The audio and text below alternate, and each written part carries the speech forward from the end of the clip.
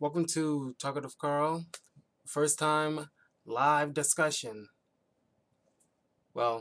It's been a long time coming. I've been trying to put all this together in like a decent format, something I've been noodling around with for weeks. I finally put together like some a list of things that I want to do for a discussion channel. Now, this is not necessarily going to be like an everyday thing, probably a few times a month. I already got like a whole like list of stuff, so look forward to that. So, I want to start off by doing my just to get to know you stuff. Uh, I will begin with a video with my favorite non-superhero films. Now, I want to do this first because this is the probably the longest one I'm going to do at all because it's like I'm 32 years old. I watched a heck of a lot of movies growing up over the years. Uh, some things like my family turned me on to, some things I found on my own, some things my friends turned me on to, uh, some things I probably seen in school that I never thought I would enjoy, but became part of my uh, core being. So things that probably I seen repeatedly, or some things that spoke to me personally, and some things I just find hilarious because I love comedy movies more than anything. I will be doing my favorite Marvel films. That'll be another video on its own. Uh, my favorite DC films, my favorite anime, my favorite video games. And I will be doing like a Black History Month video too. So each one will be their own little videos, but the rest will probably be a lot shorter than this video. So without further ado, let's begin. So we'll start off with probably something that, like I said, spoke to me. 8 Mile, starring Eminem and the late great Brittany Murphy. She was one of my crushes growing up. I mean, she got this air by her that really like vibe well, you know. But Eminem, easily, easily, my favorite artist of all time. Uh, I listened to music as a kid, but nothing really resonated until I heard "Lose Yourself" for the first time, and man, that was a banger. Still a banger to me, but solidified like I know this guy was my all-time favorite uh, artist.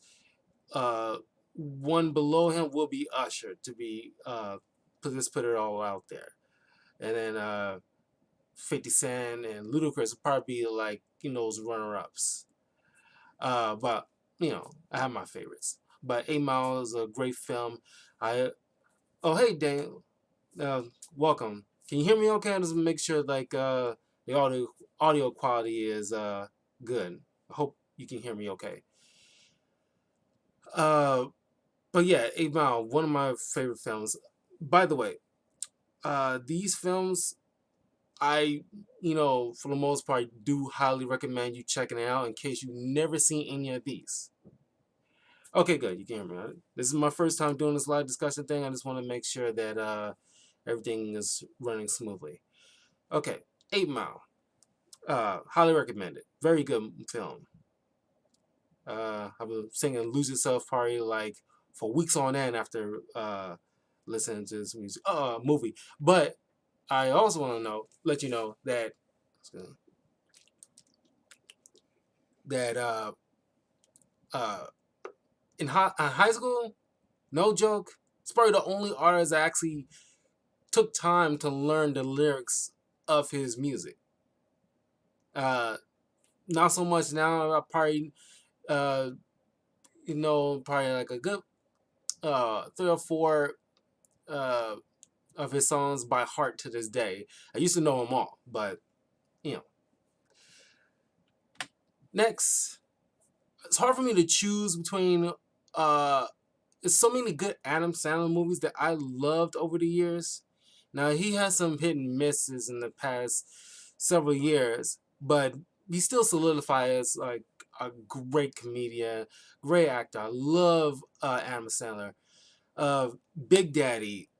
Probably, when I saw Big Daddy, I probably like had like a first inkling, like, yeah, if I'm one day when I'm be a parent, I kind of wanted to do something similar, like just in the grocery store with my kid, smash a canned good and say like Microsoft went down 3 points. It's like just just like a big kid raising a little kid.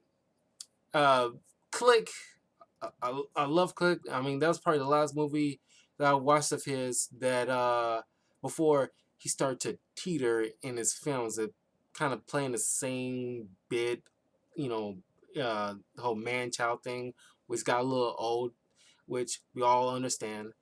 The Water Boy, 51st Dates, Happy Gilmore, Billy Madison, Mr. D's, Airheads. People don't like Little Nicky. I still have a soft spot for Little Nicky, despite the raspy voice thing. The Wedding Singer, not my top favorite Adam Sandler films, but it's still highly. I acknowledge it as still a great Adam Sandler film. Uh, Anger Management, with him and his dynamic with God, I'm blanking on his name. 90s Joker. Shoot, Jack Nicholson. Uh, was so good. Anger Management, definitely a highly recommended. Uh, a lot of Adam Sandler's movies are very highly recommended. Uh, Personally, I, oh well, he's done like Hotel Transylvania too, which is also on this list, but we'll probably get to that pretty soon. 51st Days, yeah, Daniel. 51st Days is very good. It was so moving too. That's the thing. Drew Barrymore, my God, such a sweetheart. After Charlie's Angels, which is also on the list, I'll get to that soon. Oh my God, Drew Barrymore. But we'll get to Drew Barrymore once we get to the Charlie's Angels, because it's all in alphabetical order. So we'll get to Drew Barrymore, but it's coming, man. Drew Barrymore. Uh, the Addams Family, Part 1 and 2. Now, the Addams Family is one of the Raul Julia, man. He knocked it out of the park. He was my Gomez in the 90s. And they did like animated Addams Family movie past year or two. I think back in 2019, I think it came out. But I, didn't watch it because like it didn't hit well with the audience that much. Besides, I don't know how you recreate that same gothic tale of the Addams Family. It's like, I don't know. I can't remember if Tim Burton directed those 90s Addams Family films. It seems like his style, but the Addams Family, man, it's like, I'll get to Tim Burton's films in a moment, but Tim Burton, it's because of him I have so huge crushes on goth chicks. This whole, like, I don't know what it is, but it's like Mavis from Hotel Transylvania, Lydia from Beetlejuice, uh, these vampire slash uh, dark chicks, and just uh, your mother's favorite movie, yeah, Addams Family. Knock it apart. I love Addams Family. Yeah, highly recommend. It's hilarious, especially the first one. The second one, it has it took a slight dip, but all the actors involved, especially Christopher Lloyd as Uncle Fester, is like him and Christopher Lloyd and Raul Julia is just like their dynamic between each other is just top notch. And I forgot the actress's name who played Morticia, but her and Raul Julia, that's the kind of love that, this is day after Valentine's Day, but that's the kind of love that people should strive for. You know, not with the whole trying to sexually kill each other or stuff like that, but you know. Now, this is something that I don't think not a lot of people are seeing, but this is probably one of my favorite films. One of my favorite Pierce Brosnan films that's outside of James Bond, which is also on this list coming up. But After the Sunset, starring Selma Hayek, Woody Harrelson, Don Cheadle. Uh, uh, this is pretty much like a heist movie. It's set in don't know if it was Jamaica or what's that? What's the place Rihanna's from? Barbados. It's one of the two. It's one of those tropical islands. It's not Hawaii because it looks like it might have some like Jamaicans there. Cause I'm pretty sure it's Jamaica. But watching this movie make you want to like go visit. It's another movie. I got Tokyo Drift on this list, and I'll mention it then. But it kind of make you want to take a trip to these crazy places. It's like amazing, and it's it's uh it's beautiful looking, and it sets the tone, and just invites the atmosphere. It's so good. It's hilarious. It's like a very good heist movie. I enjoy heist movies. There's a handful of heist movies I enjoy. Like Ant-Man or the Ocean's 11 movies. Not the female version. Nothing wrong with female Ocean's teams, just to be frank. But it's just like the original, not the original, but the George Clooney versions were my Ocean's movie, probably my favorite heist movies, the Ocean's films. Uh, um, but yeah, After the Sunset is just like and Naomi Harris. I was blanking on her name, but Naomi Harris is in this too. Probably one of her early films, but she should be like on the scale of like Selma Hayek and Angelina Jolie in terms of like upper echelon actresses, because she is very good in this. I love her. It is Jamaican because it's like she got a Jamaican accent. Yeah, I knew it was Jamaica. Yeah, because she got that sexy Jamaican accent, and it, it's just like she got that like that those fine chocolate sisters. It's like, and Woody Harrelson's so much fun in this. Him and Pierce Brosnan in this is just their dynamic is just off the charts, and it's probably not. I don't know how it did at the box office, but it's still like I highly recommend it. You checking this out. A lot of these movies are gonna be like if you got because I got Amazon Prime, Hulu, Disney Plus, HBO Max, and Netflix. So I can watch a lot of these, but I know this is on Amazon Prime. You can rent it for a few bucks for a couple of days. Check it out. Highly recommend. It's very good. The Airplane, part 1 and 2. One of those spoof movies, or it's not parody, so it's a spoof movie. Parodies, the distinction between parody and spoofs this is what I understood a while back. A parody is mocking other films that were critically acclaimed, like how The Matrix was like parodied constantly with the whole moving back and slow dodging bullet kind of thing. Spoofs is just wacky antics that's supposed to be played for serious. I highly recommend you checking out Airplane 1 and 2. 2, like I said before about the Addams Family sequel, it took a slight dip in terms of like well, not quality. It's still funny. It's still recommended, but it's just like you can, it's certain the originators is still like sometimes the peak. But Airplane, highly funny. It's set late 70s into the early 80s. I'm pretty sure it's like, don't know if it came out in the year of my birth, 88, or the year prior. But yeah, it's in the 80s, and it was uh, right out the gate. It's hilarious when they mock Jaws. I guess it has a few parodies inside with the plane over the clouds, and it's like got the wings surfing the clouds like Jaws fin, and with that same dun dun dun dun dun dun stuff. It's hilarious.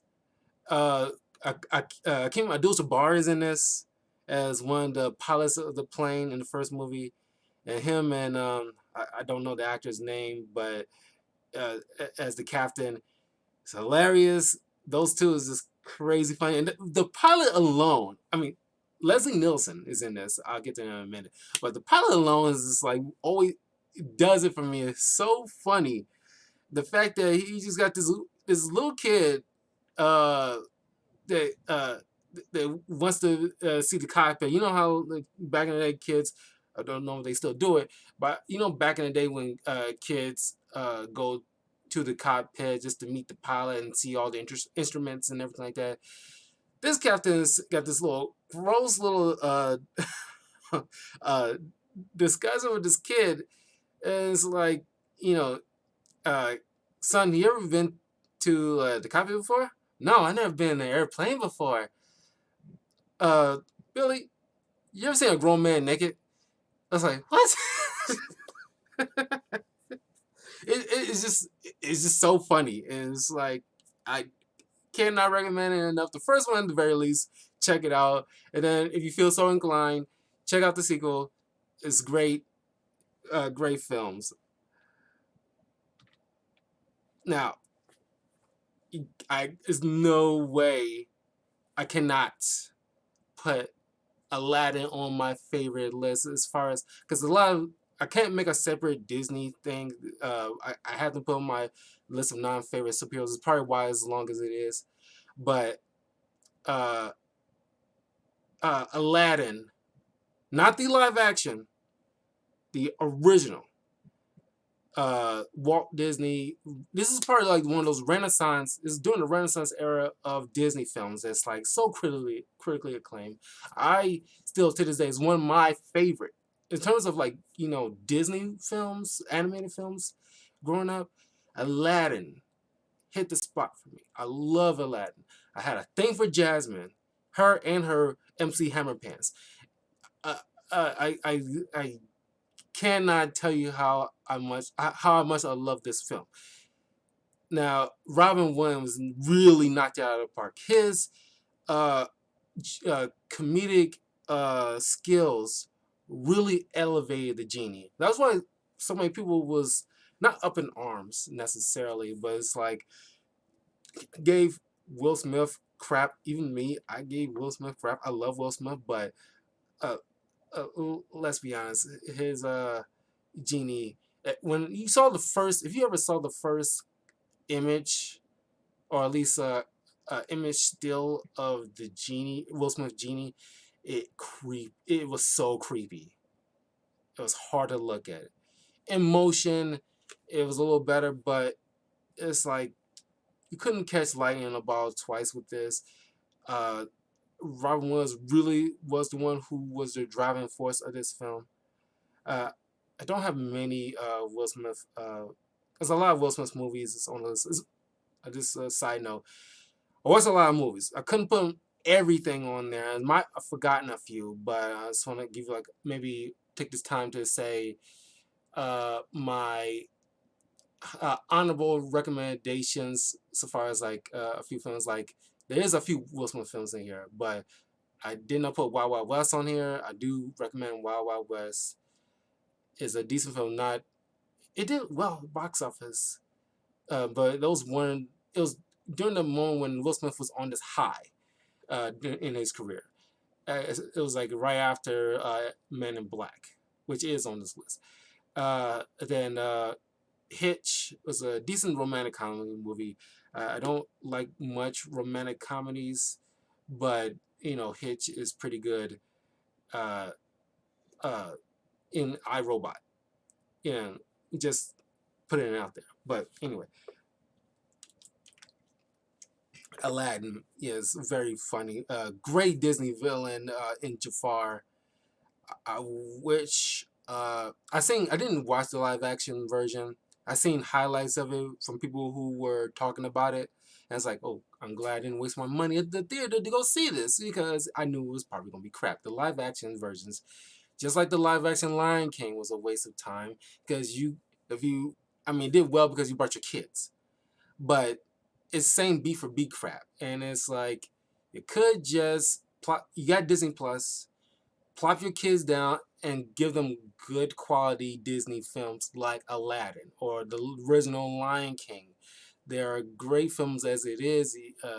Hollywood is just wasting time, resources, and money on live action stuff that they trying to uh, I don't know. I don't know what the line I think was putting all this crap out with the live action version of stuff that we already have that's already good and well established. And it's like it's hard to uh, uh, equate it to. It's like uh, you you know uh, you already created the first car, the Model T, and yeah, you can make upgrades to it, but it's just like you already made the Model T. Don't remake the Model T again when it's already been done. It's, I don't know if that's like a good example, but you get what I'm driving at. It's like uh, you can't prove you can't improve on what's already been like tried and true. Sometimes you can improve things, but it's like with a movie like Aladdin, you can make a sequel, which they did, but you can make a TV show, which they did. You can build upon the story or expand the story. That's perfectly fine. But you recreating the same story that's already critically acclaimed, and it's like, why waste time and money and resources on stuff that's like you just and you might tweak it a little bit, but you don't do nothing with it. What's the point? But Aladdin, great film. Alien. Now the Alien franchise is like really like took a nosedive. Alien 1 and Alien 2, Aliens, are the two Alien films that I just recommend the only ones that you watch. If you feel inclined to watch the stuff that came after it and the Prometheus stuff, be my guest. But personally, I say that the first two Alien films are the only ones you probably ever going to need to see. They're two of the great films. A very horror, thriller, sci-fi aesthetic that's and also it's so great, and it also launched Sigourney Weaver's career to like the height that it is, and she's one of the greatest actresses. I gotta say she's so good, and you know, one of the quotable movies ever. And a lot of these movies are very quotable, but Get Away From Her, You Bitch, Game Over, or Game Over, Man, Game Over.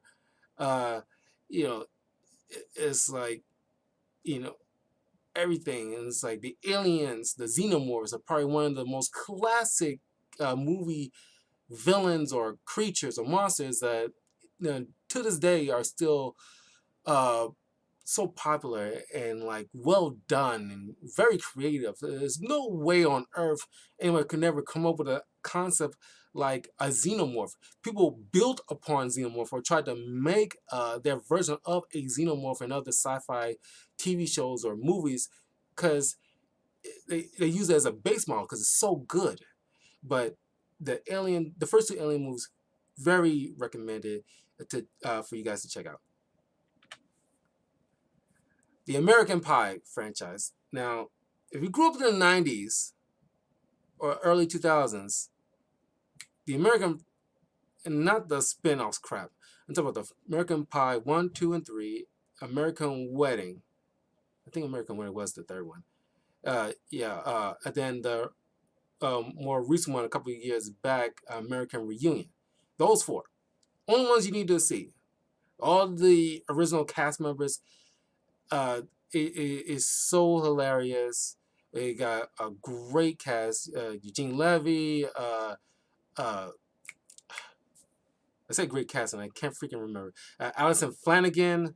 Allison Flanagan. God, she's like that. The very cute girl next door that was also a straight up freak.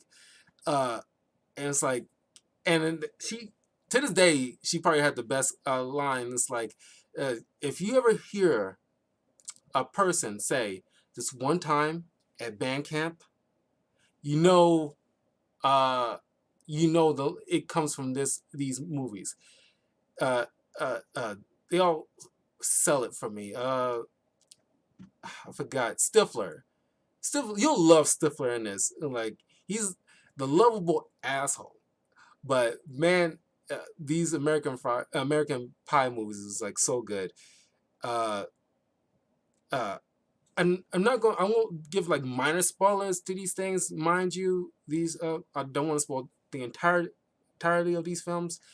I just want to give you snippets that these are funny films, and the specific ones. Sometimes it's gonna be specific ones that I'm gonna point out that you should watch, and exclude other stuff only if you feel inclined to check out, like the if you want uh like the whole alien thing that was mentioned previously. If you want to see like the Prometheus stuff, or all this other stuff beyond Aliens 1 and 2, be my guest, is on you. Not very good, but the first two are the highly acclaimed. The American Pie stuff, American Pie 1, 2, American Wedding, and American Reunion, the only four that you ever need to see. You don't need to see any spin-offs, of the franchise that not uh, uh, that good. Nobody ever talks about them. American Psycho. Now this is really Christian Bale. Uh, I don't think I ever had the Prestige on this list, but in case I don't, uh, Christian Bale has a lot of great films like Equilibrium and The Prestige, where he did this movie with Hugh Jackman. Uh, as like rival magicians. Highly recommend the Prestige. Check that out. It's on Amazon Prime. You can get a lot of stuff on Amazon Prime, but the Prestige is very good. Uh, Christian Bale, and if you want to see Batman and Wolverine in the same movie together, watch the Prestige. Then the American Psycho. This is kind of like an updated. I think it was like in the early 2000s when this movie came out, maybe 2000 or 2001 or 2002, something like that. Uh, uh, Pretty much like set in the 80s with his yuppie version of the classic old school Psycho film. Uh, Instead of Norman Bates,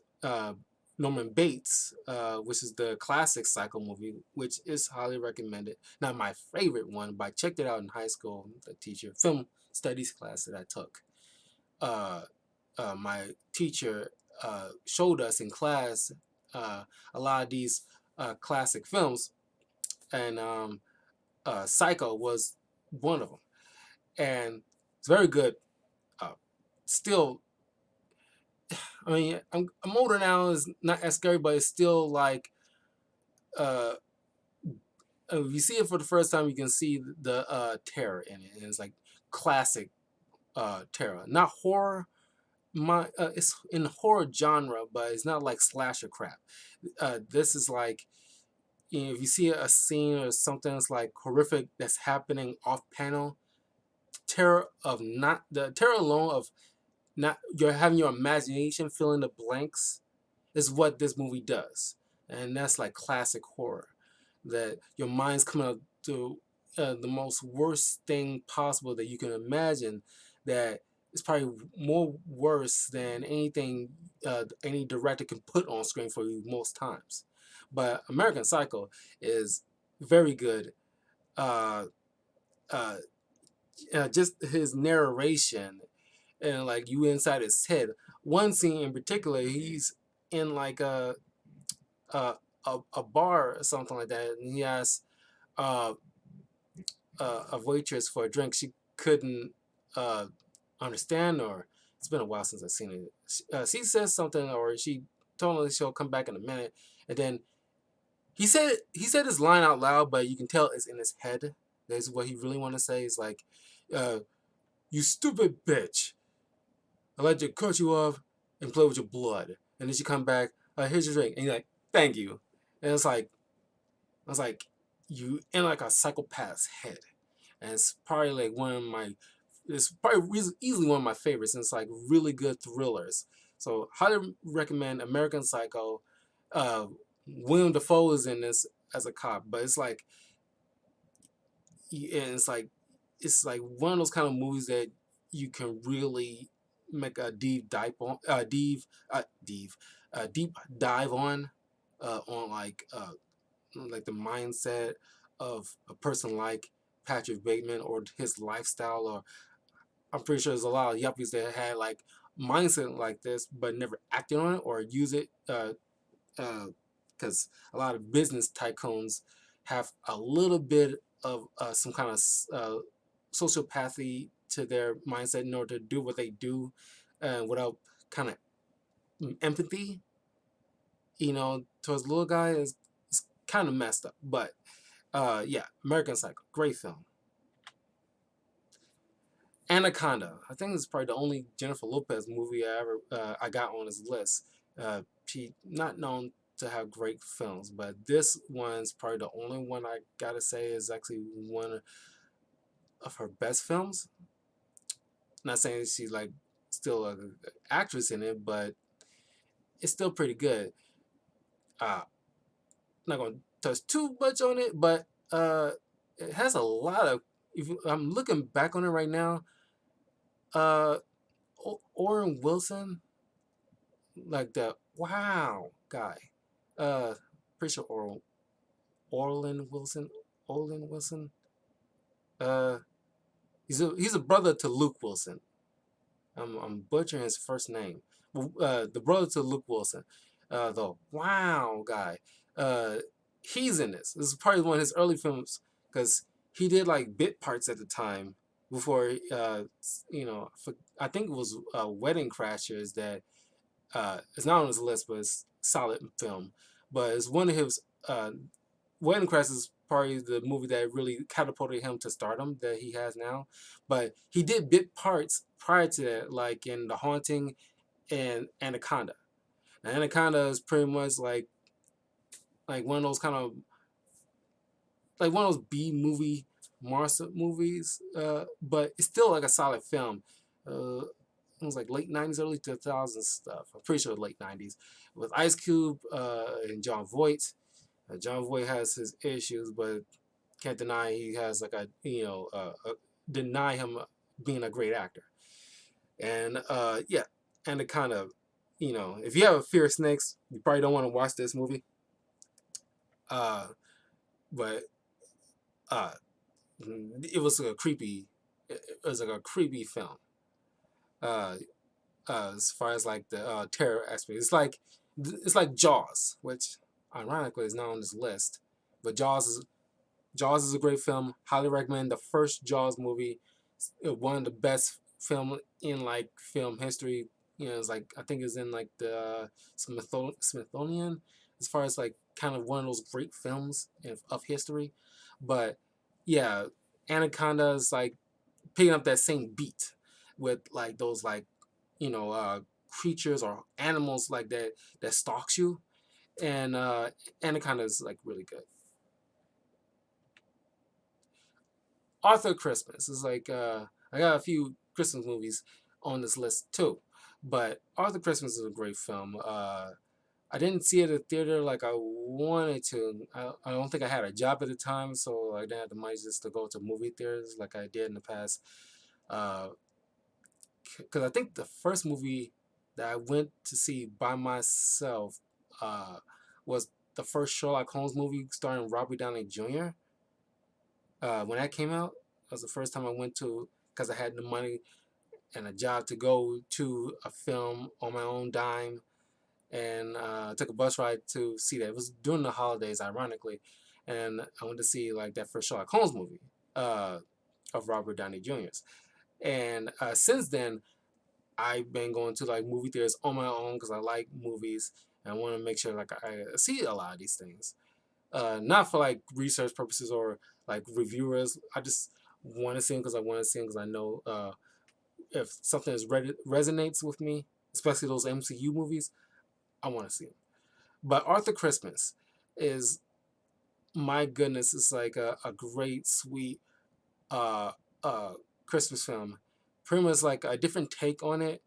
Uh, it's one of the few times that, because I've seen a lot of Christmas movies, Hallmark movies, or theatrical movies that set in Christmas, things like that, or TV shows that have Santa Claus with daughters. It's kind of like with presidents that has most interpretations have daughters, but this is one of the few times that it's like actually have sons, and this is like a lineage thing. Like in movies, it's like kind of explains like the immortality of immortality of Santa Claus. This is like a generational thing, and it's like you got uh, all the way down to the original Santa Claus, and each generation with a son, that picks up the mantle. I don't. There's not any panel of those pictures in their Hall of Santa Clauses that has a female on the list, which it would have been an interesting sequel to this to have like Arthur Christmas 2, but Arthur is grown up and he has a daughter, and it might be a cool idea to have like a first female Santa, and then everybody giving her crap over it because like, oh, female Santa, who has ever heard of that? Blah blah blah. That might be an interesting take, but this movie's has like Arthur, you know, voiced by James McAvoy, Charles Xavier himself, and his older brother played by Hugh Laurie, and like you know, Hugh Laurie's character seems more uh, on the surface fit to be Santa because he got efficient, take on production line, kind of like a like somebody's like I'm Jeff Bezos kind of things. Like, all right, I imagine this factory. This is the most efficient way. He's up on tech. He, that kind of thing. But Arthur, not so much. He's like that bumbling fool, that loving, bubbling fool that represents the true meaning of Christmas. It was a great film, very heartwarming. Highly recommended, especially around the holiday. If you want like a good Christmas movie, Arthur Christmas, definitely recommend it. Especially if you have children, definitely check this out. Assassins. Man, this movie stuck with me as a kid because I think I watched this with my father as a kid, and I don't know. I I'm trying to get back into the mode of my childhood because it was just on one day. Now I recognize Stallone from Rocky films, and I didn't not know Antonio Banderas at the time, but I just like their dynamic so well because these two as rival, well, rival. One of them considered them rivals. Antonio Banderas plays the bad guy, uh, and he's like those kind of like not Joker, but you can get Joker vibes from him, where he's like enjoying his job a little bit too much as an assassin, while Stallone plays that type of character where it's like he's doing this for so long. I don't like to kill anymore. I want to get out of this, live my life, kind of thing. And uh, you know, they go on his assignment. He trying to do his one last job, kind of thing. Get this uh, disc or something. This is right at the time when people still using floppy disk. From this lady, Julianne Moore. Julianne Moore's character has this, she's like one of those hackers or something like that, and they trying to take her out because she, witnessed something that she shouldn't have, and like, you know, it's just like a whole cat and mouse thing. It's very good. Assassins is a very good film.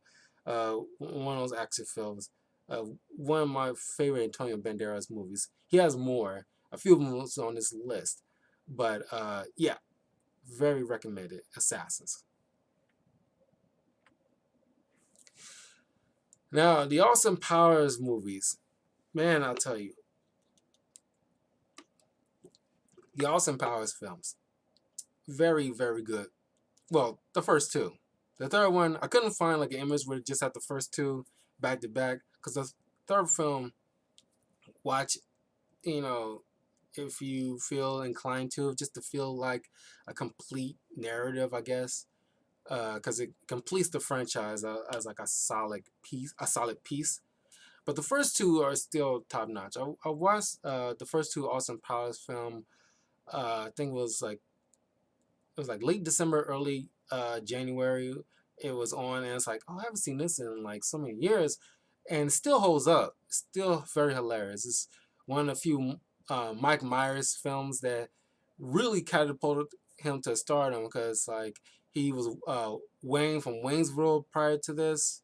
He's not on the list, but Wayne's World is still like pretty. I remember it still being highly favored. I have fond memories of Wayne's World, party time, excellent, woo, woo, woo, woo, woo, still sticks with me. So yeah, I definitely recommend it. Wayne's World, but also Austin Powers. It's like pretty much taking shots at your James Bond type of character. And Mike Myers. I'm pretty sure he gets that a lot uh, over the years since that freaking Halloween movie came out. But yeah, his acting chops really shines in these films because he plays most of the bad guys, uh, Doctor Evil and Fat Bastard and Austin himself. And like, man, Fat Bastard is just, it's like, all these characters resonate after all these years. I mean, like, get in my belly.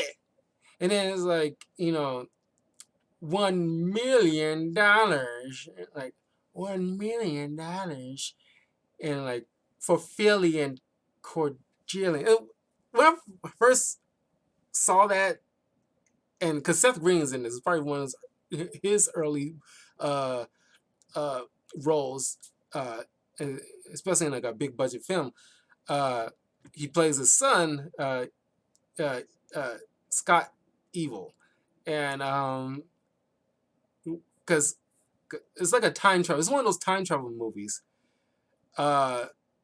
And like in the first film, we just minus spoilers, he travels from the swinging '60s to like to the '90s, and it's like he was threatening the government.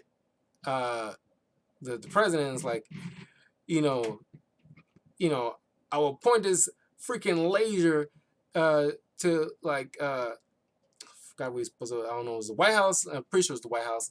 And it's like, you pay me $1 million, and they looking at him like, uh, and they laughing at him. Uh, and he was his number two had to go over there. It's like, currency has changed over the decades, so a million's not as big as it was back in the '60s compared to now. And then it's like another thing is like crap. Uh, he says something about he confused one like the comparison to like a million to a billion, and Scott his son one was like, a billion is more than a million, ass. And it's the same what we all think, like a billion is more than a million, you dummy. Like, Scott, okay, can you not, Scott? Austin Powers franchise, uh, definitely check it out. It's hilarious, very good. Oh, and then all his Bond girls. They really play on the Bond girls. Like one in particular, uh, he has like, my name's Austin Danger Powers, and this woman says like a lot of vagina. It's just, when I think about it, it's hilarious because it's still like just dumb enough. But then you got like Beyonce is one of her few roles, but Beyonce, just like J Lo, goes to show God doesn't give with two hands because she's a great singer, very beautiful. But so far as being like an actress, not so much. No. But Elizabeth Hurley, then Heather Graham, uh, those were great. You know, the female interest, they were fantastic. The Back to the Future trilogy. Now, when I mentioned about like sequels that taken a dip, uh, personally, I think the third one took a dip.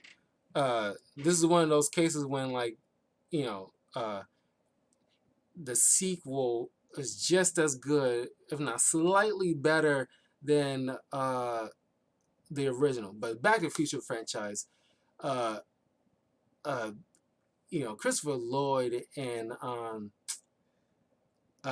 shoot, I'm blanking on the doggone name of Marty McFly.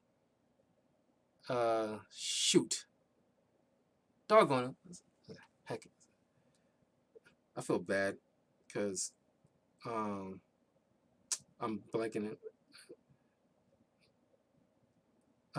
Shoot, what is his doggone name?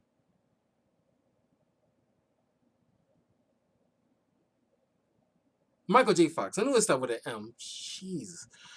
Michael J. Fox was great as Marty McFly. It really it's one of those movies that captured the 80s almost perfectly. I was born in 88. I didn't grew up in the 80s, so I did not see that feel myself. Only thing I saw like from what I seen in films. I grew up in the 90s, so that was my era. But a lot of these movies, I watched with my father, and he introduced me to a lot of these films.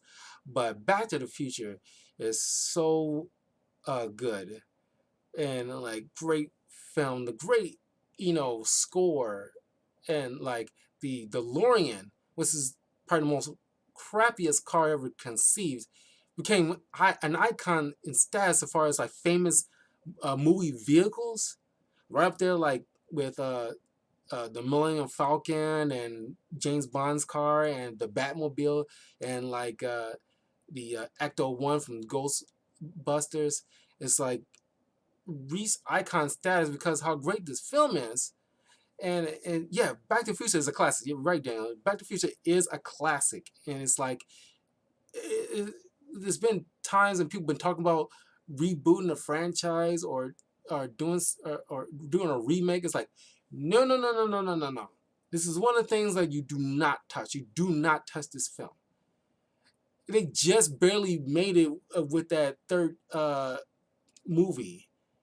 It took a dip, but still holds in a way for a lot of people, and I still enjoy it to an extent. But you leave this alone. This is like upper echelon of films that should not be touched. Uh, and it's like it really, and like it was like 2015.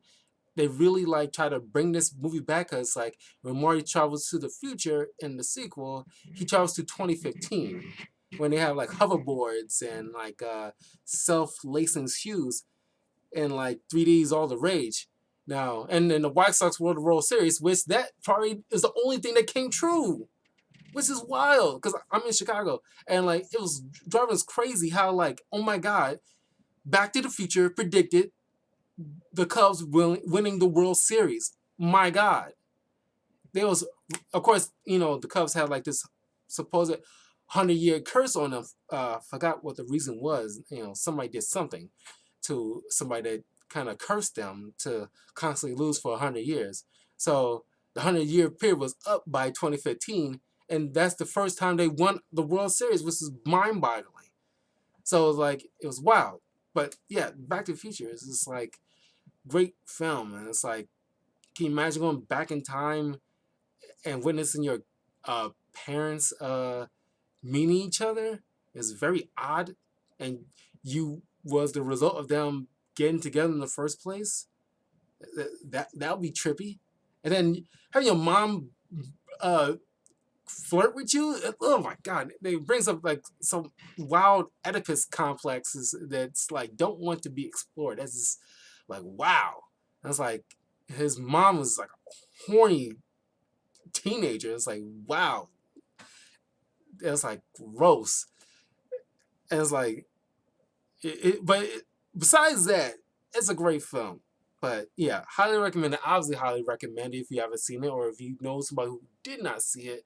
You got to show them this film. These are like kind of films that you cannot go without your life without seeing. Great films. The Bad Boys trilogy. Will Smith. Like I said, there's like a few Will Smith movies on here. I don't know if there's that many Martin Lawrence films on my list besides Bad Boys. But if I can mention a couple, there's National Security, the first Big Mama's House movie, and Death at a Funeral, which also stars Chris Rock. Because I don't think I have them in Chris Rock films on my list. But the last movie I seen in the cinema before quarantine was Bad Boys 3. Yeah, Bad Boys 3, Sonic the Hedgehog movie, and Doolittle was the last movies I seen in the theaters. Doolittle only went because of Robert Downey Jr. because I still was on that high off of Endgame, and I really wanted to see Robert Downey Jr. again. But that was not so good. But Sonic the Hedgehog movie, which is on this list, and the Bad Boys 3 was a solid films. But like yeah, but Bad Boys 2 is probably the only one that actually got a great soundtrack, or at least one great song starring Nelly, Murphy Lee, and P. Diddy, called Shake It Tail Feather. Great song, still a great song, still holds up to me, and it really like set the tone for Bad Boys 2. Well, Bad Boys 1 is great, but they kind of kicked it up a notch with 2, and I think not a lot of people, I'm not sure public-wise how it resonated with most everyday people. I heard mixed reviews from different people about how they feel about Bad Boys 3, but I like Bad Boys 3. I think it was like a solid, well, it could have been like easily considered like a solid wrap up to the Bad Boys franchise, but they might, there's a possibility they might make a third one in the franchise, fourth one in the franchise.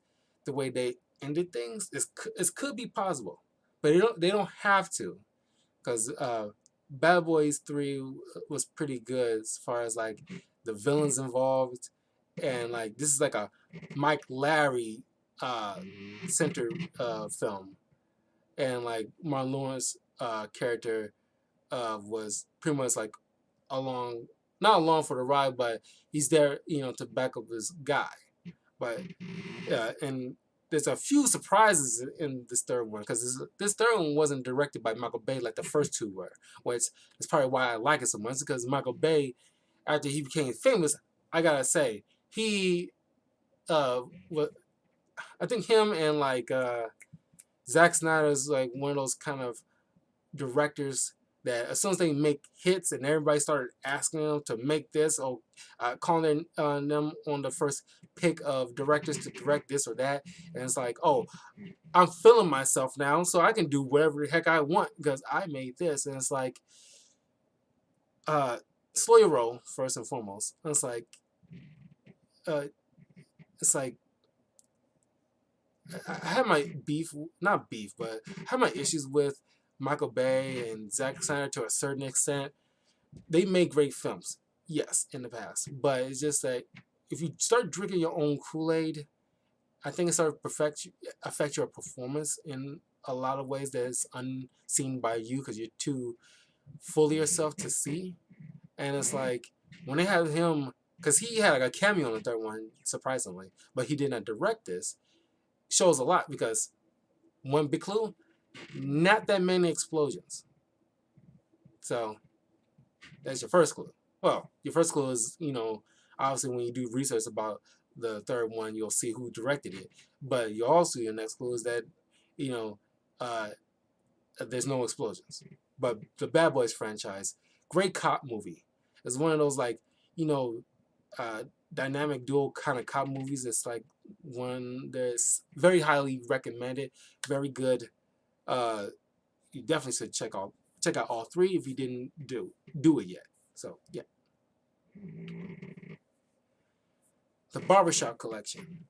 Now I'm not recommending Beauty Shop unless you like a black chick that really likes like Beauty Shop, which is like a one of those splinter group movies off the main canon because they're trying to build. It was trying to build something because it's set in Chicago. My cousins actually was not on set, but was walking by and they saw them filming, which they also was around when they saw like them filming The Dark Knight in downtown Chicago, and I was like, that still gets me every time I think about it. It's like you lucky son of a guns, you get to witness greatness. But the first Barbershop films, it's like, yeah, with Ice Cube, great cast of characters, but I think like Kenan Thompson was in the second one, but uh, uh, eh, I could have taken or leaving him. I love Kenan Thompson. Good Burger is still a good movie. It's not on my list, but one of those movies I have to leave out because it's like not like those kind of rewatchable movies. It's just if you see it and it's like, oh, I haven't seen this in a while, and click on it kind of movie. Not something that you seek out, but it's one of those classic movies growing up with that's Nickelodeon, star-studded cast. But uh, you got Eve, Ice Cube, Cedric the Entertainer.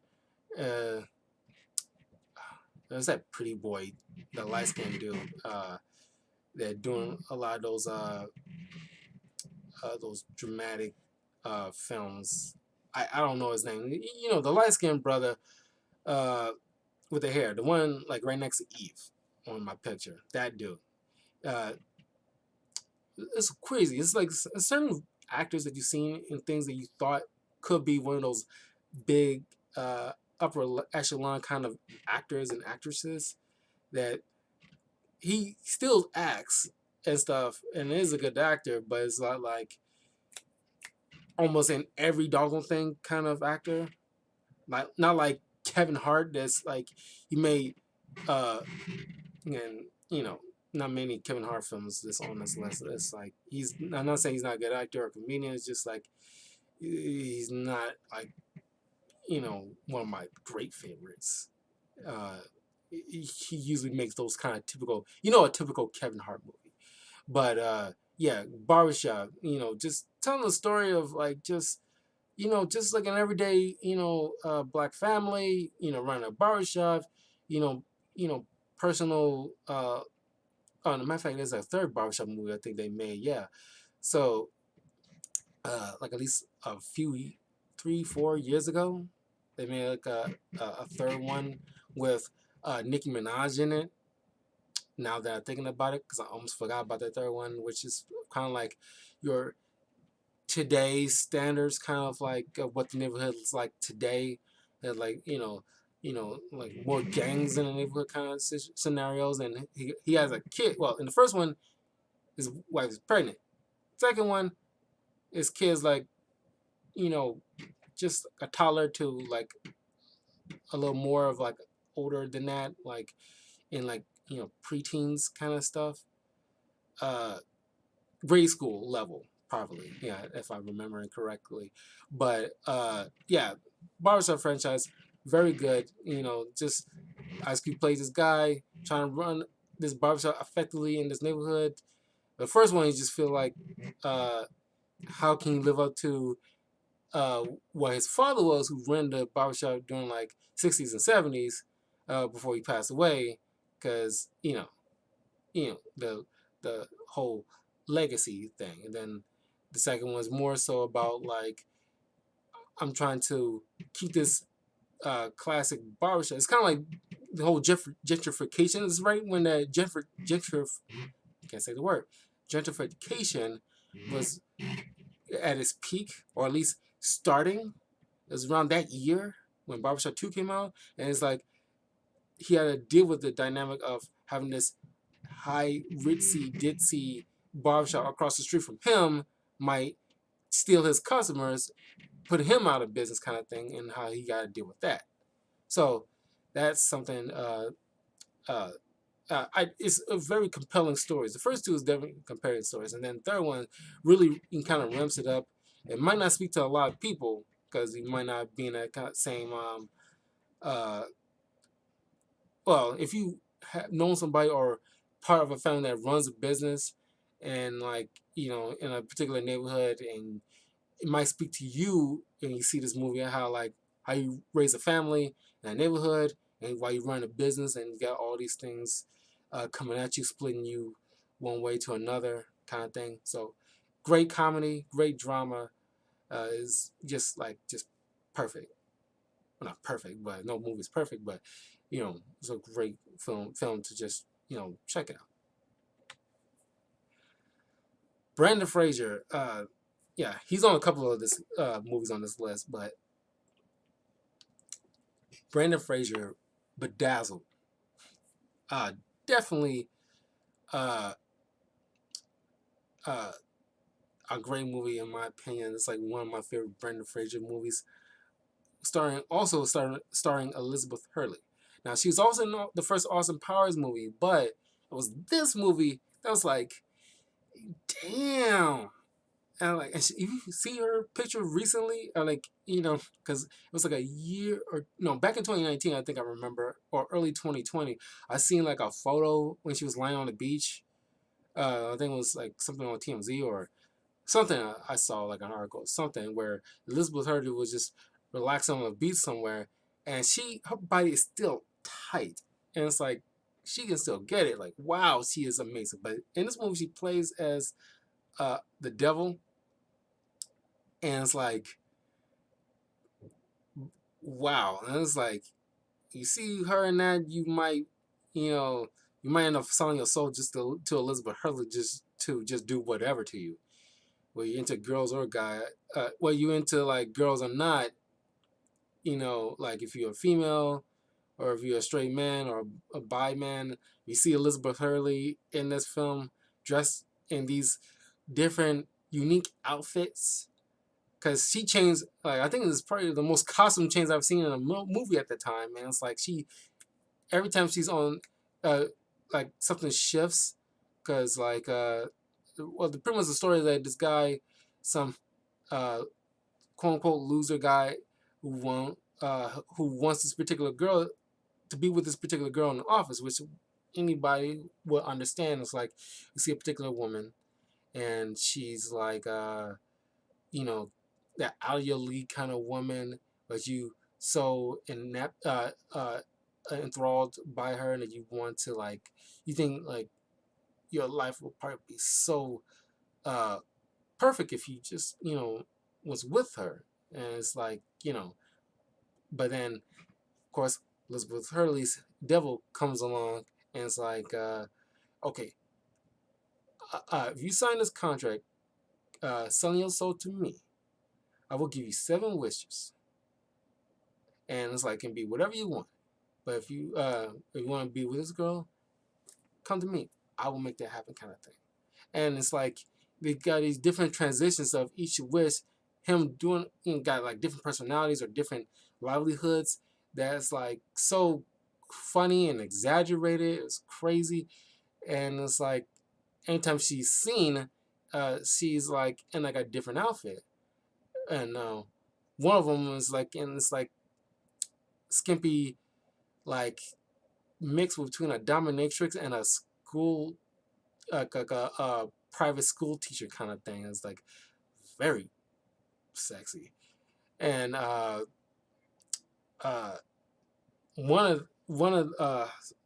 it's hard for me to pick my favorite one because each wish he shows off his acting chops pretty well. Because like one wish he wished to be like a sensitive guy, because all those women always talk like, I want a sensitive guy who just understands my feelings and is not afraid to show his tears. So he wished for that, and he's turned to a big pussy, and then some big Brody dudes come by and steal her away, and and he's just don't stop crying. It's just so funny, and it's like Elizabeth Hurley's character does whatever she can to screw with his wishes, just to him to get to the next one to use them up. So it's very good, very funny. Highly recommend Bedazzled. Great Brendan Fraser movie, right up there with the Mummy movies for me. Now we have one of the big dogs for me, Beetlejuice. Now let me get a sip of water because there's a lot I want to say about Beetlejuice. Tim Burton, man. This director, I tell you what, easily one of my favorite directors ever. But Tim Burton solidified.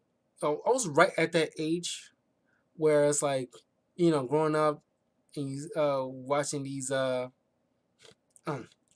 movies like during this dark gothic time. I think the goth thing and grunge were all the rage in the '90s, and it's like I was at that age when I started liking girls, and I seen like someone like Lydia or Catwoman in Batman Returns.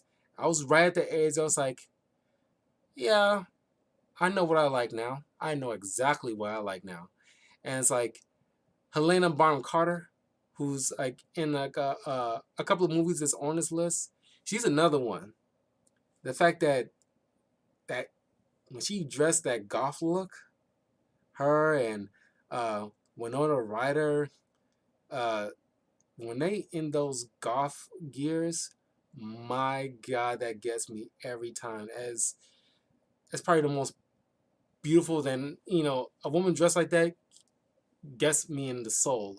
It's just like it looks so good, and it's like I'm all for that. The whole Beetlejuice aesthetic, the goth thing. It's like Tim Burton. Damn you, you just like got me into this whole goth crush.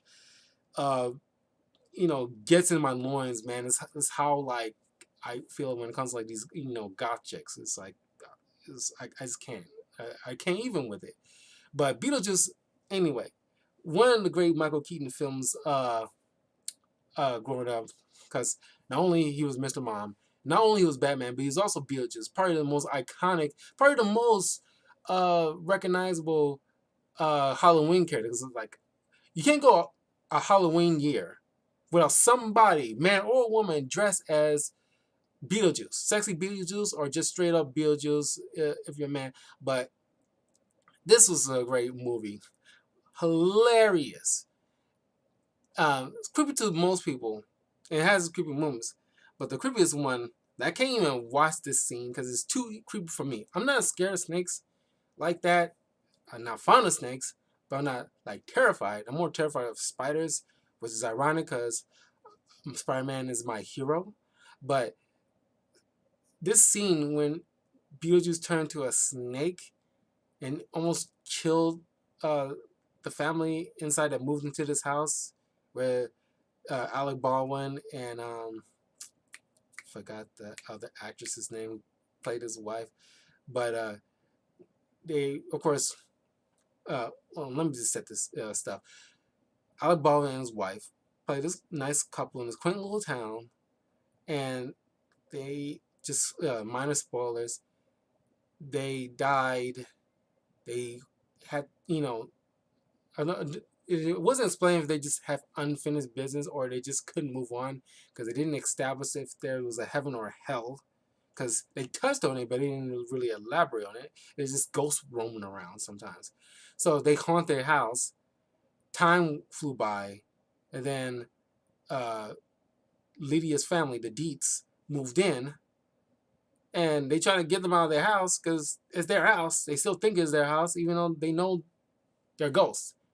You can't effectively live in a house anymore if you're not here to live. Period. So, uh, of course, uh, they try to scare him. They hire Beetlejuice, who's supposed to be like I forgot what you call it, but reverse exorcist in a sense, just trying to get the living out of your house instead of the ghosts out of your house, which is normally typically how it's done. But he goes too far because they grew an attachment with the daughter, who was the only one who's able to see them at first, because there was his handbook, uh, uh, something of the recently deceased. I forgot the proper title, but it's like recently deceased stuck out, and she understood it because she read passages that sometime the living who are of the strange and the unusual can see the dead. And I like the way she says the line like, "For I am strange and unusual." I love the way she says it. It's just the way she said it. You know, when some people when they speak, they kind of guess you like, oh, kind of like say that again. It's like when I write say that line one more time. Just say it exactly that way. Like I am strange and unusual. And it's like, yeah, yeah, yeah, she can get it. Yeah. But yeah, and then like the scene when they first meet Bill, just oh my god, it's hilarious. Uh it was like when they first meet Beetlejuice, it's just like he's just so perverted and rude, and he's just like he was like dead Deadpool in a way, not breaking a fourth wall or anything like that. It's just like this rude, uh, obnoxious, and perverted kind of character. But it's something about the way Michael Keaton brought that character to life that just kind of resonates. It's like he's just like you don't want to be around him for too long, but just long enough just to probably like just uh just just to be in his void for a moment. But yeah, Beetlejuice is one of the great films. It's like very critically acclaimed. I love this film. A lot of these Tim Burton films is just like it's just amazing. Tim Burton's easily, if I can pick a favorite director, Tim Burton is my favorite director of all time. I love Tim Burton films. There's might be like a few that I don't care too much of, but I don't think Nightmare Before Christmas is on this list, and probably is. We'll get to it if it is, but if it's not, he didn't direct that. He was a part of it, but he wasn't the one directing. Not a lot of people knew that, but I feel like they have to equate that movie to him because he offers that same style, that same gothic tone. So they just say, "Oh, it's a Tim Burton film." That's not true. Unfortunately, Nightmare Before Christmas is technically not a Tim Burton film, but they feel like it's required to be part of his repertoire. But uh, yeah, that gothic tone is just great. Beetlejuice, very great. Beverly Hills Cop, yeah, Eddie Murphy. There's a handful of Eddie Murphy films on this list, but Eddie Murphy, man. The only reason I put this on this list is because like I did last year, late last year, around like November, I think. I rewatched the Beverly Hills Cop movies because I'm not sure if like something jogged my memory about it, but I knew I haven't seen this movie in such a long time. But man, it's one of those cop movies that's like very, very good, and it's just like you know, I think it was the first Beverly Hills Cop movie is the one that because he was on SNL, but his work on SNL gave him the opportunity to start in his own film, which I like to say I could be wrong, but is the first memory I have of him in a movie, which is the first Beverly Hills Cop movie. And the it's like it's right when people Hollywood make movies and there were sequels, there was no more than three most of the time. And the third one don't usually be that good.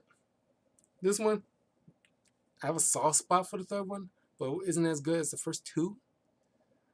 Uh, I think Star Wars was the outlier when it was making like a saga. But even at that time, it was just originally those three before eventually Disney took over it and made a whole world or a universe and a saga, which is fine because Star Wars is in like an outlier when it comes to like the three, film movie of a franchise. But Beverly Hills Cop, Axel Foley, uh, so good, hilarious. One of those great comedy cop movies, and it's like not like a parody or anything. It's an action movie, of course, but the comedic elements of Eddie Murphy really sold this, and still like great film. Uh, uh, I think uh, a lot of characters been in stuff at the time and made a few things after it, but it was Eddie Murphy who still continued making movies long after this franchise was over. They supposedly have brought, they supposed to be in talks of making like a fourth Beverly Hills Cop movie because he's also making a he also made the Come to America sequel, which will probably come out next month, as a matter of fact, because it's almost March. Uh, I'm very interested in seeing that, but don't know how they would do with a fourth Beverly Hills Cop movie. Don't know what they would do with that, or if that is even uh, still on the table or not. Depends on how well the sequel to Coming to America will be. But the second actor, Judge Reinhold, the skinny white guy that was decently popular in the 80s, didn't have his own kind of like not a character actor, but one of those like backup kind of actors to the main stars sometimes back in the 80s. And uh, didn't I'm pretty sure no, there was one movie in particular I remember. I think it was with Fred Savage when he was still a kid. That was like those body swap movies. I forgot what it was called. I think that was the only movie I remember him in that he was the lead. But he hasn't been like in like not that. I'm pretty sure he's been in like bit parts in TV shows and stuff like that every once in a while, and like in the mid to early to mid 2000s here and there. Cause I'm pretty sure he's been like in a CSI TV show at one point. I know I've seen him in some in like later years, but he you know didn't put uh, himself in one of those like uh, levels of Liam Neeson kind of thing, you know. But Beverly Hills Cop, great cop movie. Uh, uh, uh, kind of like a good, nice between action and comedy. Great film. Bill and Ted's Excellent Adventure. I had to put this on this list because I did watch the. You talking about something that coming back after so many years? The last Bill and Ted movie that came out last year directly to streaming because it's supposed to have came out in theaters, but the whole pandemic happened. But Keanu Reeves, he's definitely on his list. We'll get to Keanu Reeves. I kid you not, we'll get to Keanu Reeves. Sir Keanu Reeves. Thank you very much. But Bill and Ted's Excellent Adventure, it was one of those like, not like stoner movies. I guess some people might consider it a stoner movie. But I'm telling you right now, Keanu Reeves, since John Wick, has been on this kick. And he's like firing on all cylinders. Man, he's like so good. And he's such a nice man. I wish I could meet him one day. Because Keanu Reeves he has his not bad drama, personal well, not like he did anything wrong. He doesn't do anything wrong. He's one of those genuinely nice people in Hollywood because a lot of people have horror stories about have a lot of horror stories about certain people in Hollywood, some actors, some directors and producers, but it's just like it's always like a handful of genuinely nice people that still maintain their conscience and empathy and just just an all around sweet person. Keanu Reeves is up there as far as like him and Jim Carrey. I think he should be on that list as far as genuinely nice people. But Keanu Reeves is like sweet, despite his tragic, you know, uh, issue issues when it's like he lost a couple of people close to him. Uh, uh, Pretty sure his upbringing wasn't all that sweet, but despite all that, he's kind of like Superman in a way, as far as like he maintained that his core values and empathy and goodness, and it's like you just want to be in his aura, as far as like just it turns to a TED talk of Keanu Reeves. I ain't trying to do too much of that, but I just really like Keanu Reeves as a very decent individual. So decent, as a matter of fact, if you watch any of pictures he took with people, watch closely of pictures he took with women. He is so nice. Not one picture, even back in the day when he was in his upstart, he uh he'd take a picture with females. He's always have his hand just inch or two away from the woman. He looks like he's touching her, but he's not. That's how good of an actor he is, because he does not touch one woman. He never embraced any woman but his wife, and it's like he doesn't do it because he want to avoid me getting me too or anything like that. He's just like, this is not my girl. I have no business touching her. So I want to make sure I be nice, and because she really wants a picture with me, and she came all this way, kind of thing like that. So I want to, make sure I get this picture, but I want to make sure I don't keep my space, because I'm not invading her space too much. And that is just like that's a decent individual. Like Keanu Reeves is somebody you should aspire to be. If there's no real life Superman, Keanu Reeves is the next best thing.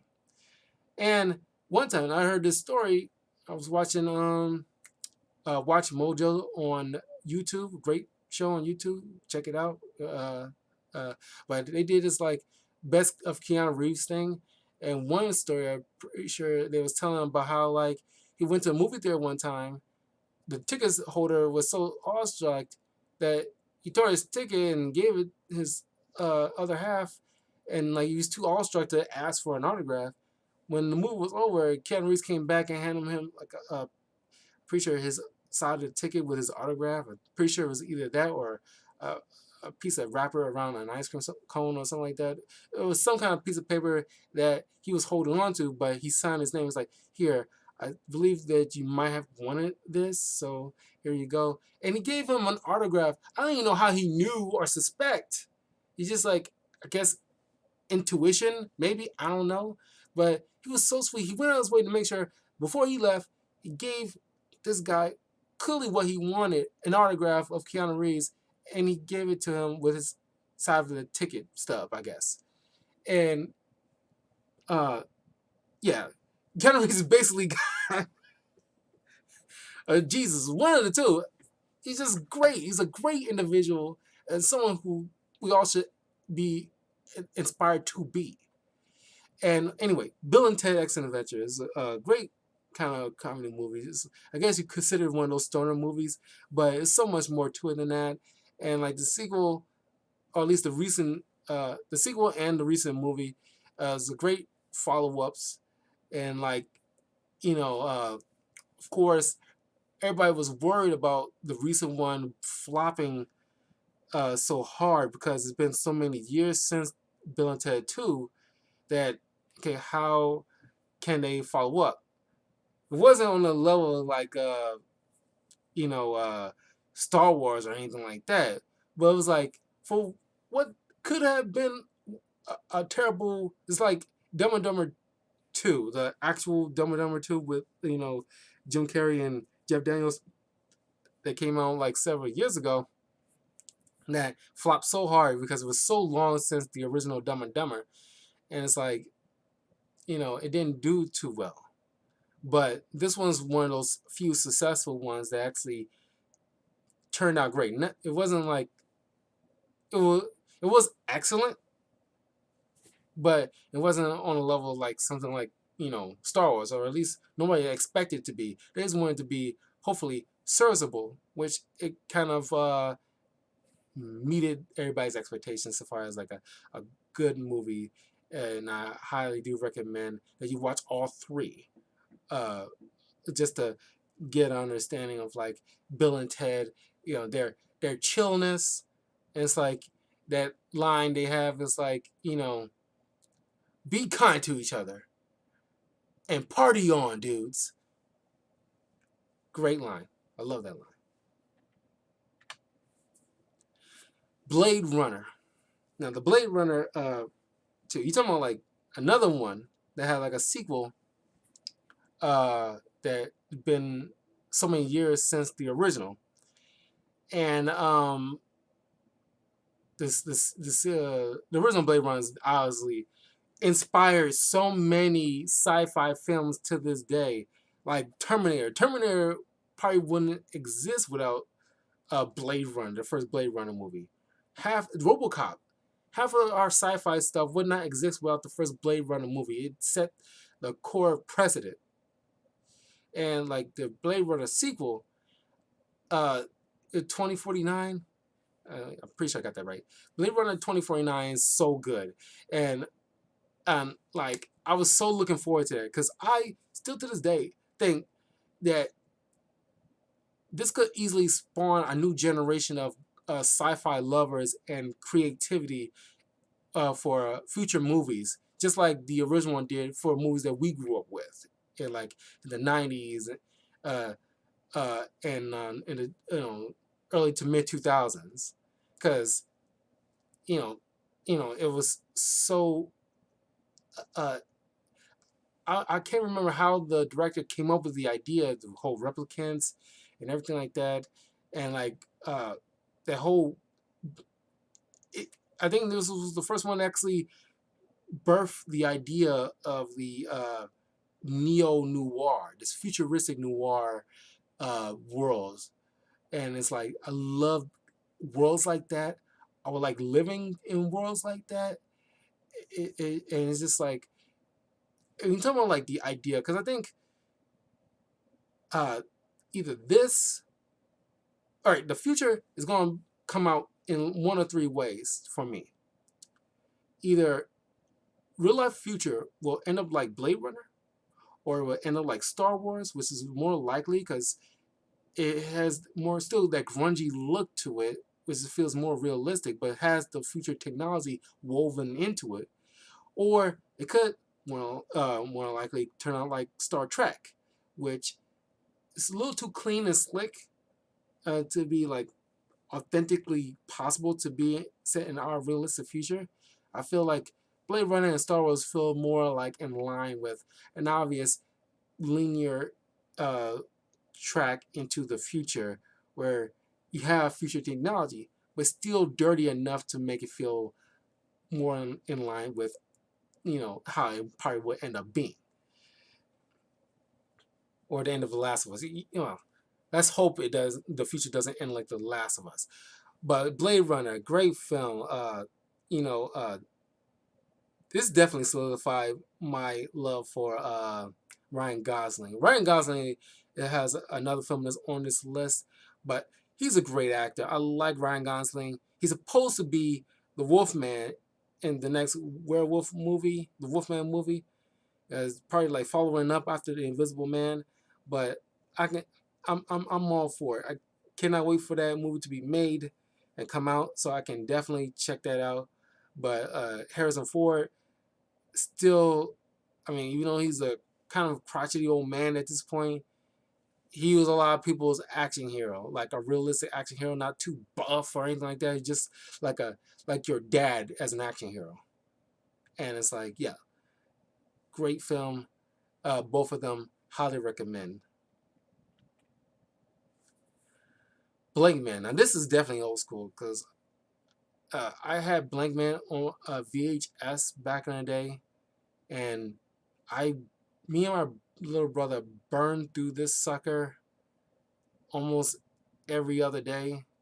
And it's pretty much like a interpretation of like Adam West Batman for like a black guy in the inner city. Damon Wayans, a lot of the Wayans brothers and the sisters, uh, are one of the funniest, genuine family. You're talking about like nice family. These are great people, as far as like Hollywood families with zero issues. I won't say zero issues, but so minor issues or very little issues throughout the years that it's still like you can say honestly they're still good people. And I think the Will Smith family and the Damon Wayans family and the Osborne family, Ozzy Osbourne's family, they are like the you know kind of Hollywood families that have like little to zero issues. At least not too big like Trump's family is, but it's just minor enough where it's like you can like after a year or a few months, it's like okay, they had their thing. It wasn't too pleasant, but people can easily get by it after a while. But Damon Wayans was so hilarious, and Marlon and Sean Wayans, Keenan Ivory Wayans, and Ken Wayans. That entire family still has those comedic chops. They don't miss a beat. And Blank Man is a great, and him and Keenan Ivory Wayans. This is like when they was like off that peak of In Living Color. If you ever watched In Living Color in the 90s, uh, well, I still highly recommend you guys check out In Living Color. I'm pretty sure you can find it somewhere on probably at least Amazon Prime. You can check out In Living Color. If you didn't grow up in the 80s or 90s, and you one of those little, I don't want to call you nobody soft, but if you grow up in those areas where it's like, you know, you feel everything has to be problematic, I don't think In Living Color is going to be for you, because these are jokes that's going to be hidden areas that might not feel, too PC.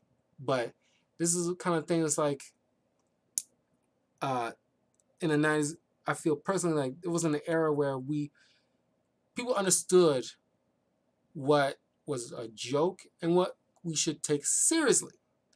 And it's like we understood pretty much. It's like we understood what was uh, honestly a joke, because like we know somebody's, because there was this, Damon Wayans played this character, kind of similar to Blank Man, like a superhero thing with like the whole, well, not with the gadgets, because in Blank Man he's like a brainy black guy, kind of like Urkel in a way, who's making these gadgets to be, because his Adam West Batman was his Batman growing up, and he wanted to, just minor spoilers, his mother died, and he wanted to do something about it, which is typical for any superhero movie.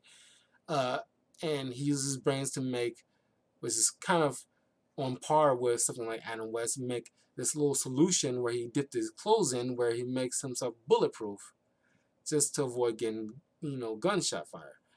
But uh, but he played also in The Living Color this character called Handyman, who was this who's mentally, I don't want to say slow or anything like that, but just mentally disabled person who was also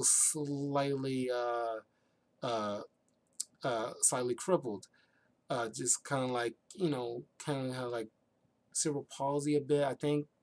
But I forgot. I don't know what the particular proper vernacular to it. But he spoke in this speech impediment too, and he's saving the day for all handy people. And he flies in his goofy way, and it's funny to me. Anybody who grew up with watching Living Color, it's still funny, and it's like it's just, Living Colors is a great film. And also, uh, Jim Carrey's one of his biggest stars, or at least him and Keenan Ivory Wayans gave Jim Carrey his shot, because Jim Carrey is on his list. Jim Carrey is definitely on his list. He's one of my favorite actors of all time. But Living Color gave a lot of people their breaking moments. Like Jamie Foxx got his big break in Living Color, and Chris Rock too. So, Blank Man, yeah, back to Blank Man. Great film. It also stars alongside of David Allen Greer, who's also in Living Color, and they play off each other as brothers. And like David plays the straight man to Damon's goofiness but brainy attitude. But compared to like David's character, who's a realist, pretty much. But they back each other up to uh, stop the criminals who end up killing their mother. But it was a great film, so I'm pretty sure you can find it somewhere. Very hilarious movie. Another Eddie Murphy movie, Boomerang. I gotta tell you. Uh, uh, oh, one second.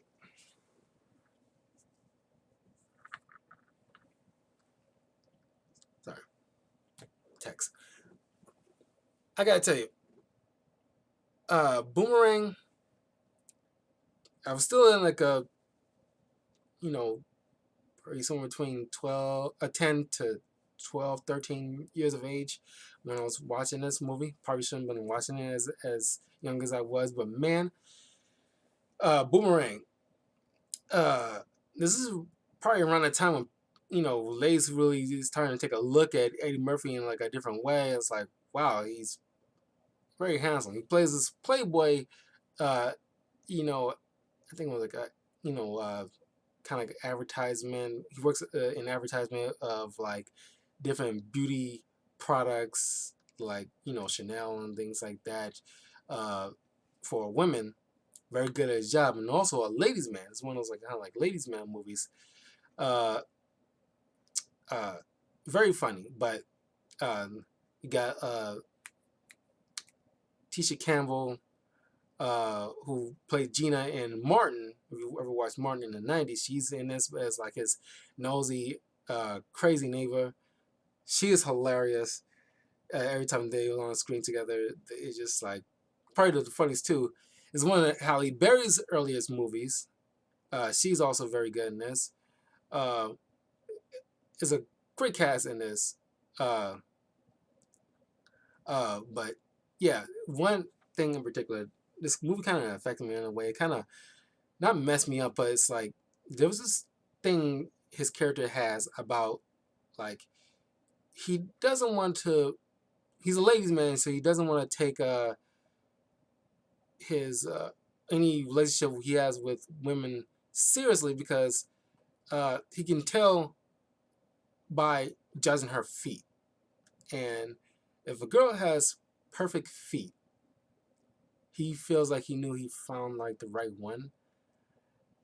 And it's like he has until he met Halle Berry, he has yet to see a girl with perfect feet, and that's ridiculous. But my young mind was like, I don't have that same obsession, but I get it to a certain extent because like when I look at, I don't have a foot fetish or anything like that, but it's like I don't want to deal with a girl whose feet that kind of either looks like pterodactyl skeleton feet, like they can perch on your shoulders and lift you up, nor do I want to deal with a woman's feet that look like hams that have sausages for toes. I, but like anything in between. I want a woman with a solid foot, with bone, flesh, hair. Well, not hair, but bone, flesh, uh, tendons, and skin. And it's like an actual foot, and not like a skeleton or a ham hock. You know, uh, and I'm not trying to disparage anyone or anything like that. It was just like, you know, I don't want to look at weirdo feet. And it's just like I want to look at a solid foot, like a human's foot, you know. But I think this movie kind of messed me up as a kid because like I still kind of think in that way. It's like I want to look at no weirdo feet, and so I want to look at a solid foot from a woman, that took decent care of her feet, But yeah, Boomerang's hilarious movie is like Chris Rock, one of his other earliest films. He plays like a bit part, like a mail carrier. But you gotta get your start somewhere. And like Chris Rock did bit parts in a lot of these movies. Crazy. Uh, in case I don't bring it up, because I'm just not thinking about it, because Coming to America is also on this list. But I did not realize this until recently when I rewatched Coming to America. Cuba Gooding Jr. I did not realize Cuba Gooding Jr. was when they first meet those barbershop guys and Come to America, the first one, the guy sitting in the chair getting his hair cut was a young Cuba Gooding Jr. I did not realize that until I saw who the heck that was. It was like, you talking about bit parts? When you go back to a lot of older movies in like 80s and 90s, and especially if it's an ensemble cast and you don't realize, like Demolition Man, which is also in this film, Jack Black was in like a bit part in that movie. It's like you never realize that until like they're big names now compared to what they was back in the day, and it's like it's wild. It's wild to me. But yeah, Boomerang, great film, one of the greatest Eddie Murphy films growing up is very good, very good. Booty Call. Now, not many people know this movie's also starring Jamie Foxx, Tommy Davidson, Vivica A. Fox, and Tamala Jones. Tamala Jones, like, is one of those surprising, actors and actresses that you would think they become like bigger names after the late '90s and early 2000s, and they get into like a bigger thing, like because well, I don't know about Vivica Fox. She's like touch and go as far as like she's still like in the upper echelon of respectable actresses, but she isn't in. I'm pretty sure she's in some kind of reality show, or at least starring some kind of reality show. But you would think she would be in like grade A movies, after like the early 2000s. But like Jamie Foxx is the only one on this list that seems like reached that stardom compared to the rest of them who was like in like were bigger names in the '90s. They kind of like not fell off, but it's like not doing as much as uh compared to like Jamie Foxx, who was like the minor guy compared to them back in the day, which is wild to me. But Booty Call is pretty much like one of those like you know you know like in Boomerang. It's pretty much like those player kind of movies. It's like it's one of those movies that black people is like certain there's a lot of black people who grew up on certain movies that's like speaks to them as black people. That's kind of like we didn't get much movies to that say that's our movies. Now this is not something that's like respectable like uh, Black Panther Black Panther, but it's still a great movie, funny movie, and it's like two guys uh, go on a double date, just trying to hit it, but one of them actually liked the girl, and the other just tagging along just to, because they just want to double date, so they don't want to make anything awkward between each other. They have like pretty much like buffers in a way with their friends, but you know, Crazy Night assumes uh, with them just keep going in and out of the building trying to like get condoms or like they didn't get the right condoms, so they gotta go back outside. And it's like I just want to hit it. It's like I ain't trying to go on this adventure just to get some items just to do what I came to do when it could have just easily been over and done with by this point. But it's just like it's just a funny little thing. It's just like one of those movies that's like uh, kind of carry on from a day to night, kind of like a 1 day kind of thing that's like on this crazy dramatic, not dramatic, but it's like hilarious, uh, not adventure per se, but just like a hilarious night between these people that formed into uh, a solid relationships in the end. Obviously, that's how it's going to end. But it's just like it's supposed to be like the movie calls it a booty call, but it turned into something more. I guess it could be a romantic comedy in a way, but it's just hilarious. Something like I do recommend that you check out. If you feel inclined to, you might like it. If you don't, that's okay with me, but it's hilarious. You'll get some enjoyment out of it. The Breakfast Club. Obviously, I cannot ignore. This is like not my favorite, but it's one of those '80s films that you is highly respectable with a lot of people. Not on the same level as Back to the Future, but I think uh, those directors rolled in the same circles as far as like they got the same kind of tone, like coming of age stories. Uh, a lot of these people became very famous in their own right throughout the years, and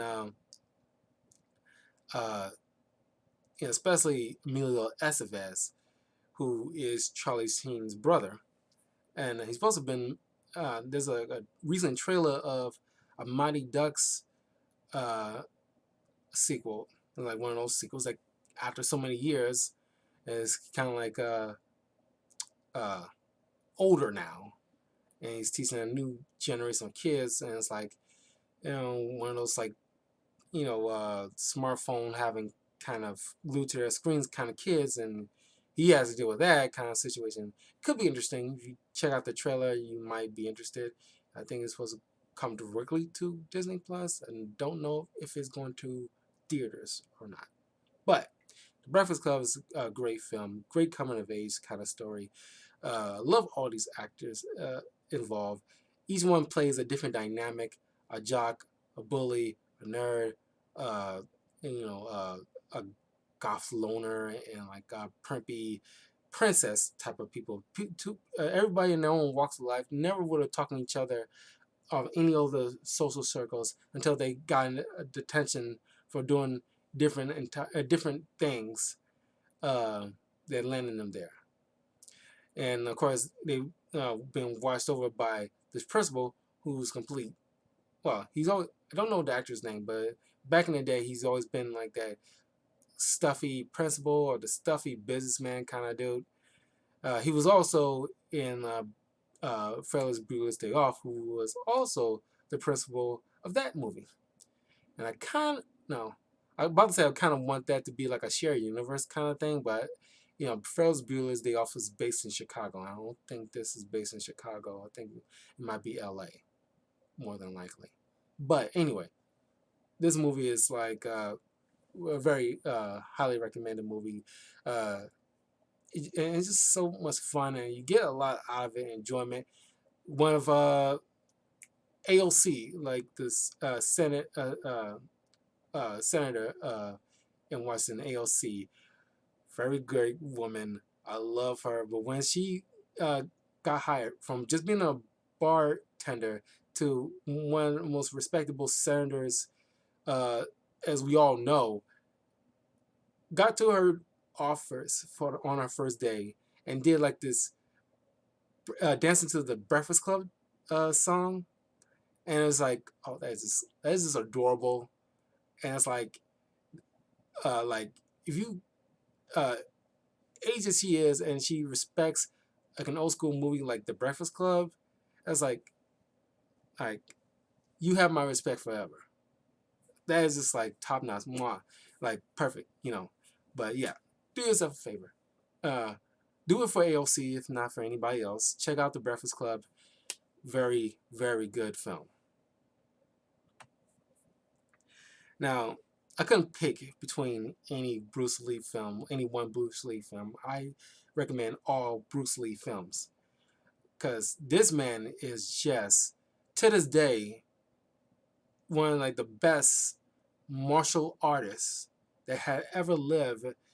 And it's like there are great martial artists to this day that are still living, but Bruce Lee commands everyone's respect, not even just in the fighting community. This dude is just like uh, he has like a just like a crazy upbringing that like I think he was like a high school dropout. I like to say it was high school, not grade school, a dropout. But he spent a lot of time uh, fighting. He gone to a dojo a lot and been taught a lot of skill. He even created his own martial art, Jeet Kune Do, and it's like he's just like a complete master when it comes to fighting and martial arts. That we all wish we can just. I mean, I'm pretty sure we can do it, but not on the level of skill and discipline this man has, and like I mean, you can read up about Bruce Lee. I can't get too into his past, but yeah, he had to go to from Hong Kong to uh, San Francisco in America just to escape the wrath of because he was like constantly fighting, and he picked a fight with the wrong group of kids who were part of this triad back in the day, and where the parents worried their kid might get hurt, so they just move into America just with some relatives just to uh, escape from any kind of wrath. But he maintained that fighting uh, uh, interest. So he joined a dojo. Eventually made his own dojo, and like he got a lot of crap from like uh, his peers from across the ocean to China. It's like because they frowned upon teaching Westerners martial arts because it's supposed to be their thing, and they didn't it wasn't open minded. But Bruce Lee, I recommend any movie that has to do with Bruce Lee or talking about Bruce Lee at all. I recommend them all. Bruce Lee, any Bruce Lee film, documentary, or anything that's retelling a story of Bruce Lee at all, I recommend them all. They're all very good, every one of them. Bruce Lee is an amazing individual. Like another thing, it's like Keanu Reeves. He has great philosophy. Like I'm pretty sure you can look up a list of different teachings and quotes from Bruce Lee that resonate with a lot of people. Not even just fighters, it's people who might understand his ethos and different perspective. And it's just like you can tell just by reading it. This is like you can tell this is coming from the mouth of Bruce Lee. So yeah, definitely check out a lot of the Bruce Lee films and documentaries. Anything that's involving him, check it out. Castaway, one of the several Tom Hanks films. You're talking about like generally nice, people in Hollywood. Tom Hanks is considered America's dad. He's a genuinely nice dude. It's like kind of like like sweet. It's like that's why he was cast as Mr. Rogers. It's like he is like a genuinely good man. Him and his wife. That's why people lost their minds when they found out he caught corona. Him and his wife caught corona. It's like then everybody took it serious. Like, oh my God, Tom Hanks caught corona. We gotta take this seriously now. I was like, because they wasn't taking it serious before until Tom Hanks got it. It's like, oh, something has to happen to Tom Hanks in order for you to take things seriously. What? But anyway, that's neither here nor there. Tom Hanks, Castaway, great film. Me and a friend of mine, she don't watch that many movies. Uh, a friend of mine named Sherelle, she doesn't watch that many movies, but we definitely like bonded over this movie because she loved Castaway. She watches it for any chance she gets. Every time it's on, she sits down and watches that immediately. She loves Castaway. Castaway is one of my favorite Tom Hanks films. Probably like easily, I think he won an Oscar for this movie because it's just for the most part it's him. I mean, like he got other you know actors in the beginning and actors towards the ending of the film, but the bulk of it is just him on an island acting off of a volleyball, and we believe it. And it's like you're slowly losing your mind, and your only companion is like an inanimate object with a face on it. And it's like, yeah, I'm buying this. It's like, yeah, this is like a great film. Uh, I'm not giving it too much away. You gotta check this out. It's like, very few Tom Hanks films. In case I don't have it on the list, I also recommend you watch his movies uh, the Da Vinci Code and Angels and Demons. Those are pretty good Tom Hanks films too. But yeah, Castaway, great film, highly recommend it. Now I told you we are gonna get to this. Charlie's Angels, man. and the sequel Full Throttle. These women, my God, Lucy Liu, Drew Barrymore, and Cameron Diaz really knocked it out of the park, and like really it was like in the early like I think this movie came out in 2000. This is around like the whole when you hit that millennium, and that's like a shift from some of the 90s into like the early 2000s kind of feel. You can I don't even know what kind of attire you would call a 2000s feel to it. I don't know what distinct style. I know the distinct style to the early 2000s kind of wardrobe, but I don't know what you exactly call it, the exact terminology. But you can watch this film, the first two Charlie's Angels films, you can tell like, yeah, this is early 2000s stuff, and it still holds up.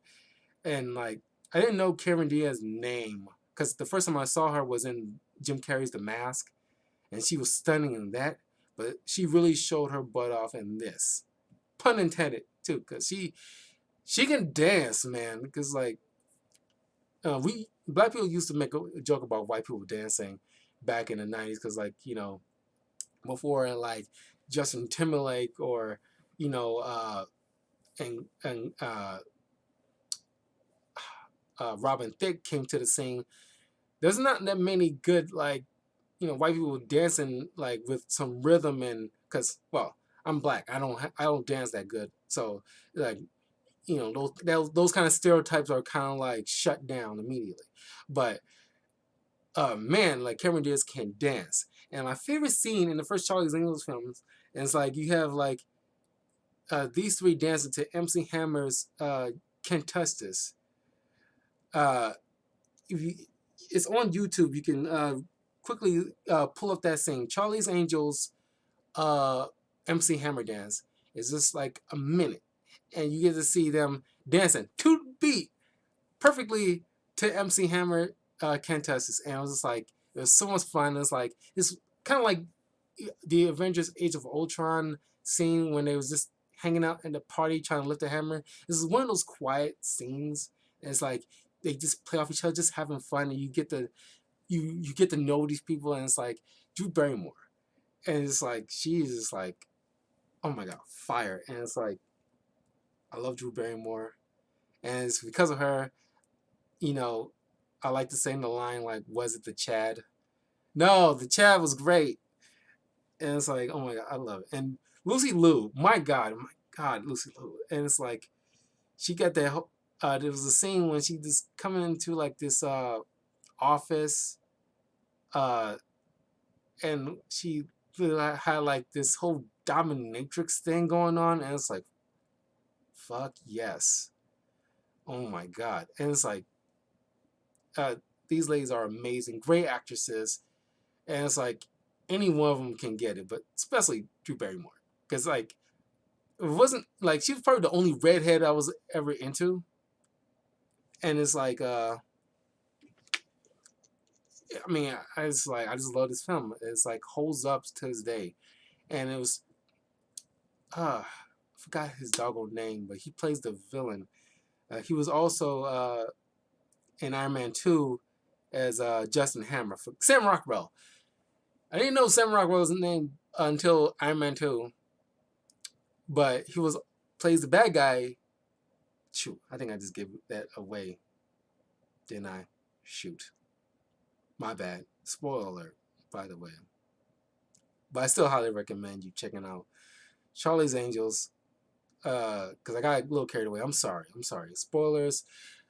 Just need to. I should have put this in the beginning of the film. There might be a slip up here or two when it comes to spoilers. I'm trying not to with a lot of these. But hopefully, I assume that stuff that happens in the pre 2005 on into the past, you more than likely should have saw. But I'm gonna try to avoid spoilers for the most part. Okay, Chevy Chase Christmas Vacation, another Christmas movie. Uh, a lot of the vacation films, uh, I don't like as much, but this is the only one that actually probably the most highly favored among all the vacation films. I mean, European Vacation, then Vegas Vacation. A lot of people still like those. They're fine, but it's just Christmas Vacation is just like because these other things is him traveling somewhere, and it's like this is the only one he's actually home, and it's like and just entertaining other people that's traveling to him, and it's like, just wild antics ensues and him trying to like, you know, it's like if you ever had like a big family get together for the holidays or when you used to before the pandemic, you're trying to get everything set up properly. Like my stepmother done this a lot growing up when I was a kid, when she's trying to, because you always like to throw these big functions, and they're trying to get everything just right. She don't want anything screwing up, and like everybody stay out of the kitchen trying to cook, no breaking crap, no getting to the presents, and we gotta do all this little functions and do these games and these family activities and all this and that and the other. We all been there, when especially if you're kids and your relatives, your grandparents, or your parents, or your aunts and uncles trying to get everything together, and you see all this hectic crap, or at least you probably wasn't paying attention because you was a kid. But if you're older now and you try to do that yourself, you understand there's trying to round up everybody or trying to get everything not perfect, but just trying to avoid any screw ups as much as possible. You understand especially around the holidays, you understand how hectic it can be. But this is a very funny film. One of my favorite Chevy Chase films that I thoroughly enjoy. Clerks. Now, this is the first movie I put on my list when I was making this list because it was on my mind so far as like one of my favorite films. Kevin Smith is probably easily my second favorite director behind Tim Burton, because the first time I saw the first Clerks movie was in film studies class in high school. I'm pretty sure like it was that our teacher was showing us, and this whole black and white thing is probably one of the few black and white films I actually enjoyed. That like I thoroughly enjoy it being in black and white compared to in color. But definitely the sequel definitely deserved to be in color. But yeah, just if you ever worked in like a store, just like a crazy 9 to 5 job when you in your 20s, still going to school probably, and you're dealing with crappy customers. When I started working at like store, cause I worked at a lot of stores, and like dealing with crappy customers, uh, I understand perfectly well.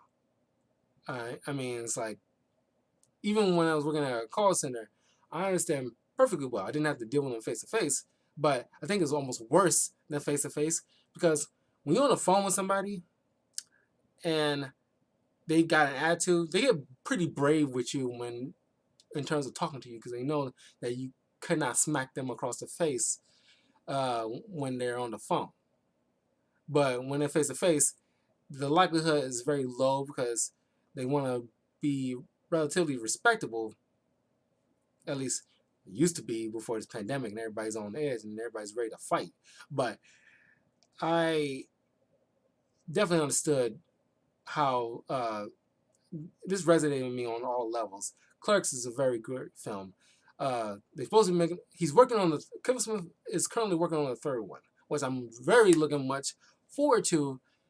But the first two movies is very highly recommended. Rosario Dawson's, uh, and that was my in the sequel, Clerks 2 was my first introduction to Rosario Dawson, and it's like she is like a beautiful actress. She's done a lot of voiceover work in both Star Wars, Marvel, and DC. She did a few voices for Wonder Woman here, like a good handful of times. Very good. But she's a very beautiful woman, very talented. She's Ahsoka in the live action Star Wars TV shows and The Mandalorian. Very, very good. And like fits that mold perfectly. She was also the night nurse in the Marvel Netflix shows. So she's just like hitting it with Disney lately. I mean, she done her fair share of stuff with DC, but man, she is good. And but yeah, the Clerks movies very well done, very well crafted movie, and like in the sequel, is one of my favorite scenes in the sequel.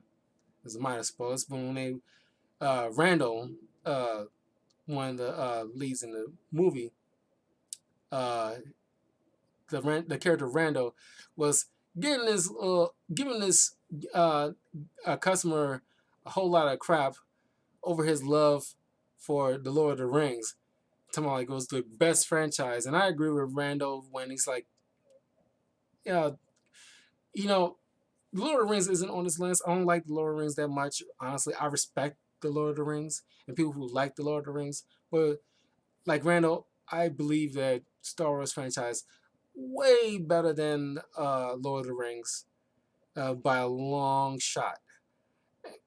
Because it's like Randall pretty much, uh, calling the whole uh,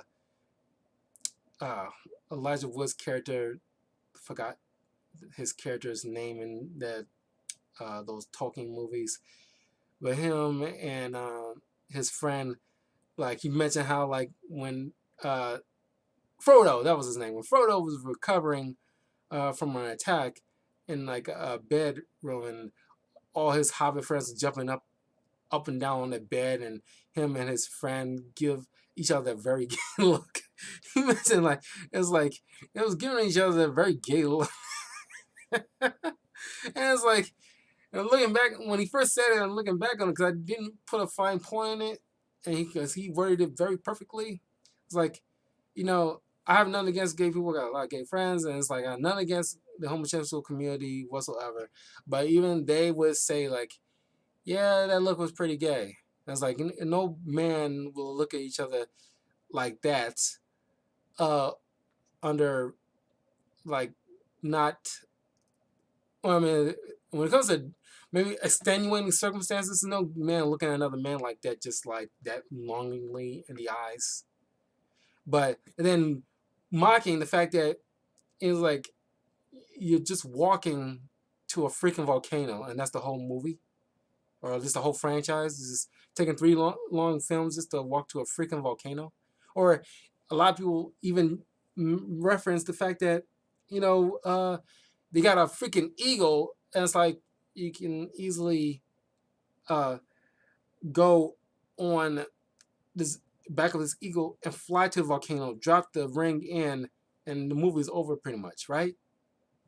And it's, I mean, I mean, I'm pretty sure there's more to that. I just didn't like Lord of the Rings like that, like most people. But if you like it, that's great. You can like what you like. It's fine. If you thoroughly enjoyed or even liked uh, the Hobbit movies more so than even Star Wars, that's great. That's fine. That's cool. But it's just personally, I think like I've seen the films once each, but I never ever went back to them. I've seen each film once each, and the Star Wars movie is far better. And I agree with Randall in Clerks movie that yeah, it is the Star Wars kind of better. But he that's not the fix that. Okay. Uh anyway, yeah. The Clerks movie also had like you remember these deep dive discussions you have with your coworkers. Like you're working, so long with a particular group of people, you tend to get into this little philosophical questions and all these other things. Like you've been there, and it's like you're chilling out for almost 8 hours in a day, you know, doing mundane work sometimes, and it's like kind of want to like just shoot the breeze, and it's like you get into these kind of discussions like people working on the Death Star, and it gets blowed up, and a lot of people lost their lives for work, just being there just to work on a project that they have nothing to do with the war itself, and it's like, yeah, well, they knew they were working on a Death Star with has the word death in it, and it's like you knew what you signed up for. It's like something's bound to happen at some point. You probably was just one of the unlucky few that was there when it blew up twice. So yeah, I highly recommend Clerks. Kevin Smith is like a great filmmaker. Yeah, deserve his props definitely. I mean, he has his hit and misses like a lot of directors. There's no director that did like a straight shot perfect films, but Clerks, uh, Mallrats is not on this list, but definitely recommend Mallrats. Uh, uh, Also a great Kevin Smith film. I thoroughly enjoyed that, but Clerks is probably my favorite Kevin Smith films. Clue. Clue is definitely up there as far as like great film. Probably the best because they tried to make a battleship movie. It did not work well. I didn't see it. I saw highlights of it. It sucked. I knew it was gonna suck. But Clue is probably the rare movies that based off of a board game, they made it work because you can turn it into a murder mystery. It's literally a murder mystery, and it's also the only film. I mean, the first film I should say that I seen. I think it's like tied between Home Alone 2 and this movie where I seen Tim Curry for the first time, but never knew his name like that. But he was hilarious in this, and as the butler, and of course, you ever played the board game Clue? Because I played it at least once or twice as a kid. You know, because my cousins had the board game.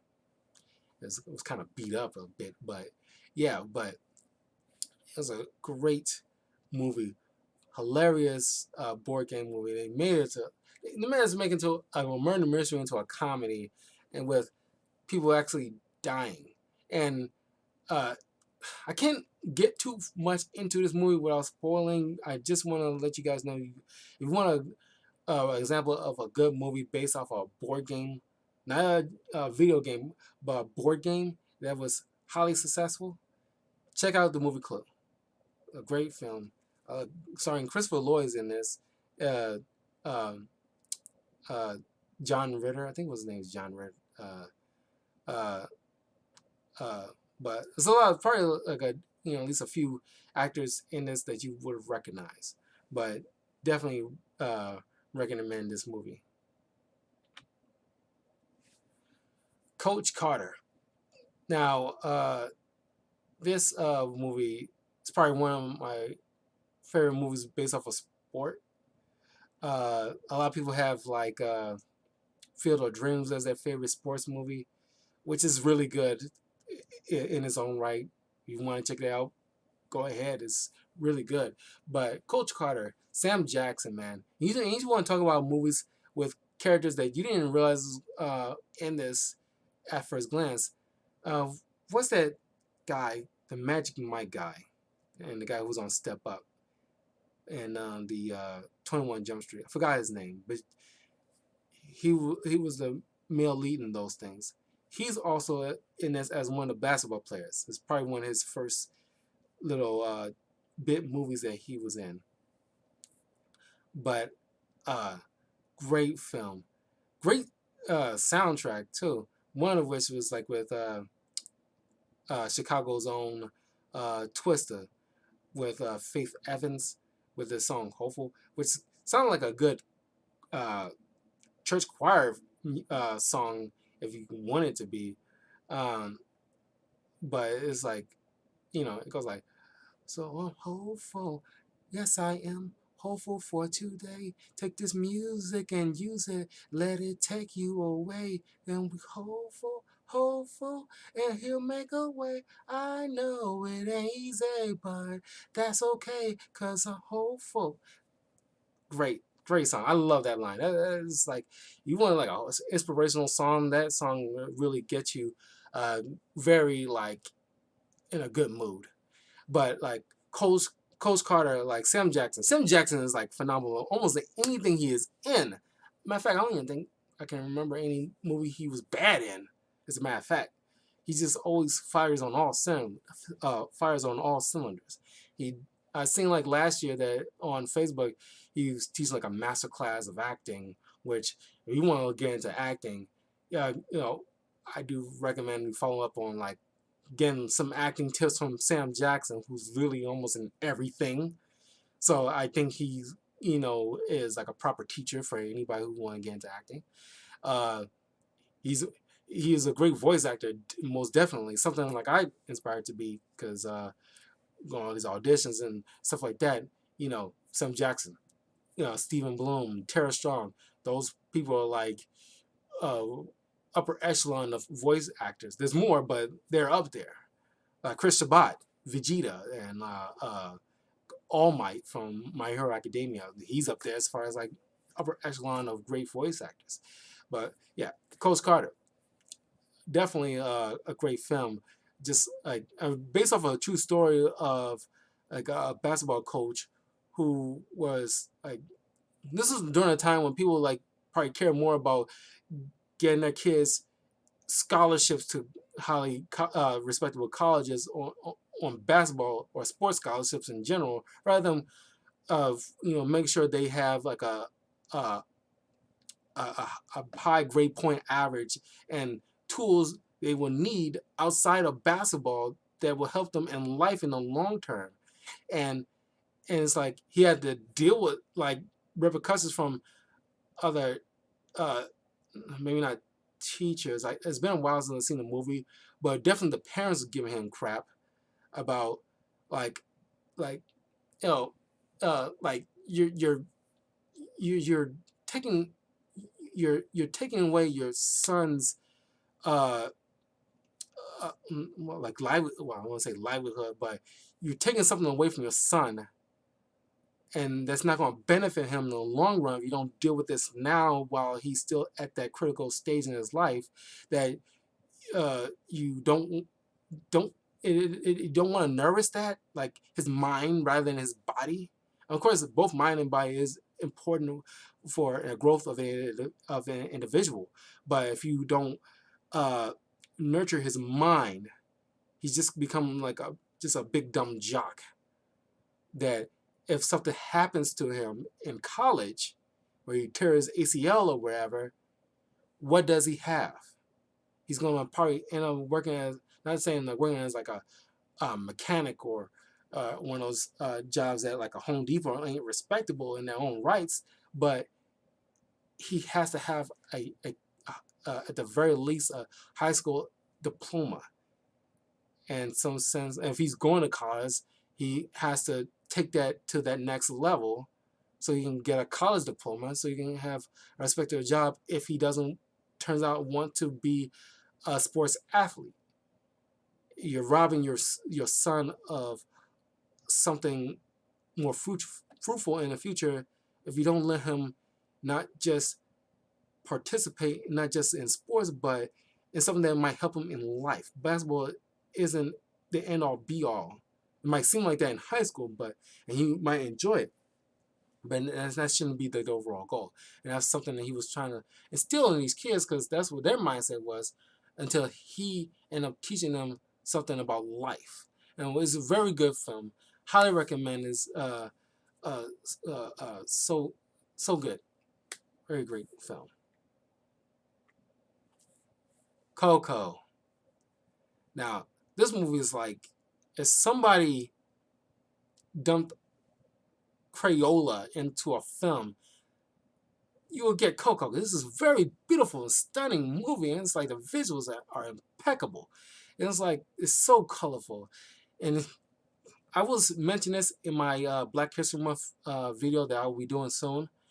But Coco is one of those films where you actually got uh, Latin, Hispanic writers in the room talking about like something that's near and dear to them and something they grew up with, and teaching other people who's not in that culture something about the Day of the Dead and uh, uh, showing respect to loved ones after they're gone, and uh, and loving ones who are still here to remember them, and so on and so forth.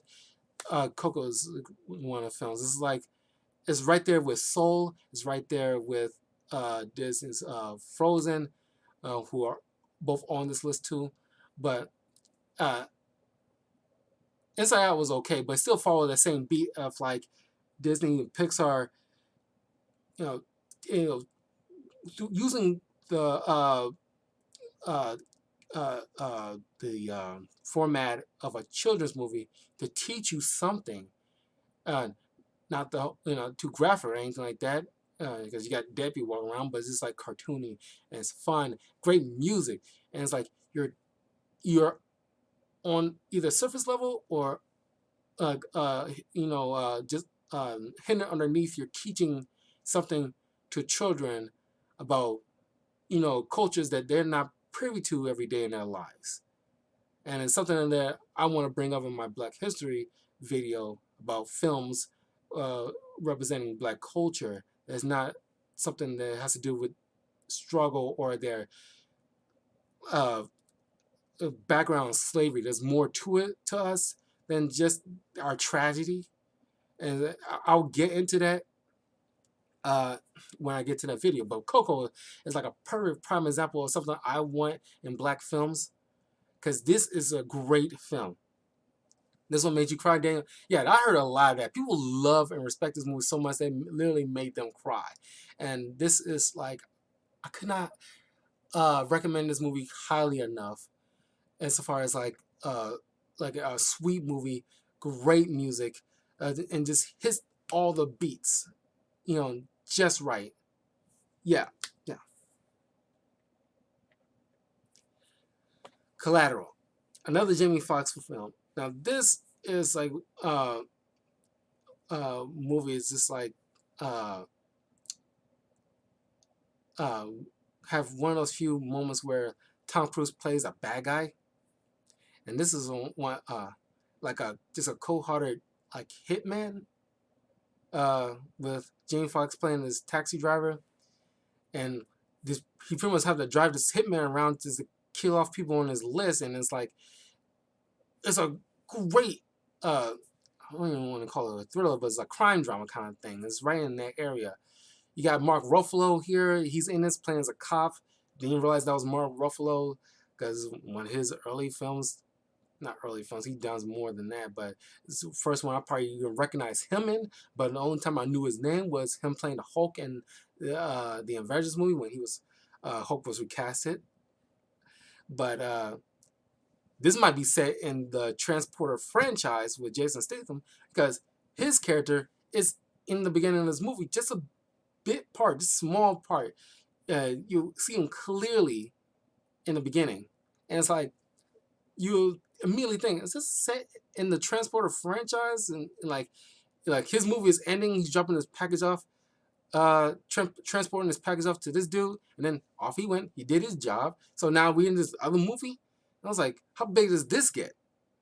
But this is a great film. Uh, uh, I got it on DVD, but like I watched it a lot on TNT. It's on TNT a lot. But if you don't have cable anymore, if you don't have a TV at all, which is fine. A lot of people are uh, uh, utilizing cable that much anymore. It might still have a TV, but as far as utilizing cable, so it's getting lower and lower and lower as the years goes on with all these streaming services. So you can easily pick it up. Uh, a lot of them on Amazon Prime. I'm not sure about Netflix or anything like that. You can check, but I highly recommend watching Collateral. There's a great dynamic between Tom Cruise and Jamie Foxx. I'm pretty sure Tom Cruise got top billing because this man's ego is crazy. But yeah,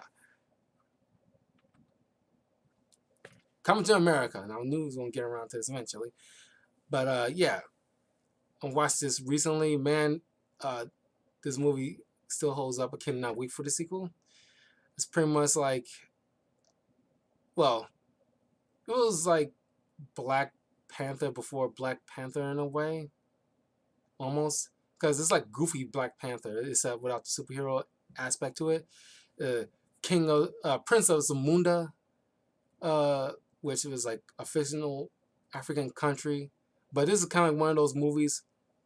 Like I was going to mention, I will probably mention this in my review or my Black History video, but it's kind of like moments when it's like you gotta let Black people shine. There's more to us beyond what the colonizers did back in the day, and like this is playoff and jokes, but it's pretty much another love story of like you, a typical prince of a different nation who's supposed to be married off, kind of like those arranged marriages, but he wants to find love on his own without it being like done for him because he for all his life everything's been done for him. For once he wants to do something on his own, and it's kind of fitting that he should at the very least choose his own wife, that he respects her opinion. And if you in a relationship or you're about to get in a relationship or you're married, you have to value your respective others' opinions, whether or not you agree or not. Uh, uh, Especially when it comes to your female significant other. Her opinion should be respected above all anything else. Because more often than not, your wife or girlfriend going to be right about a lot of things. Because women are freaking smart. They just are. Without them, this planet would had long since imploded on itself.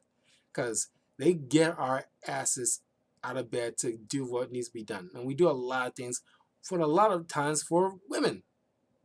And it's like they are smart. They take charge. They do their damn thing a lot of the times. So, like, this movie will teach you that, like, there's a respectable woman that has her own opinions, that, got her own job, smart, takes care of herself, but it's like, he's courting her. He's going on his way for her. Because despite his status, he values her, thinks she's already a queen before he makes her queen.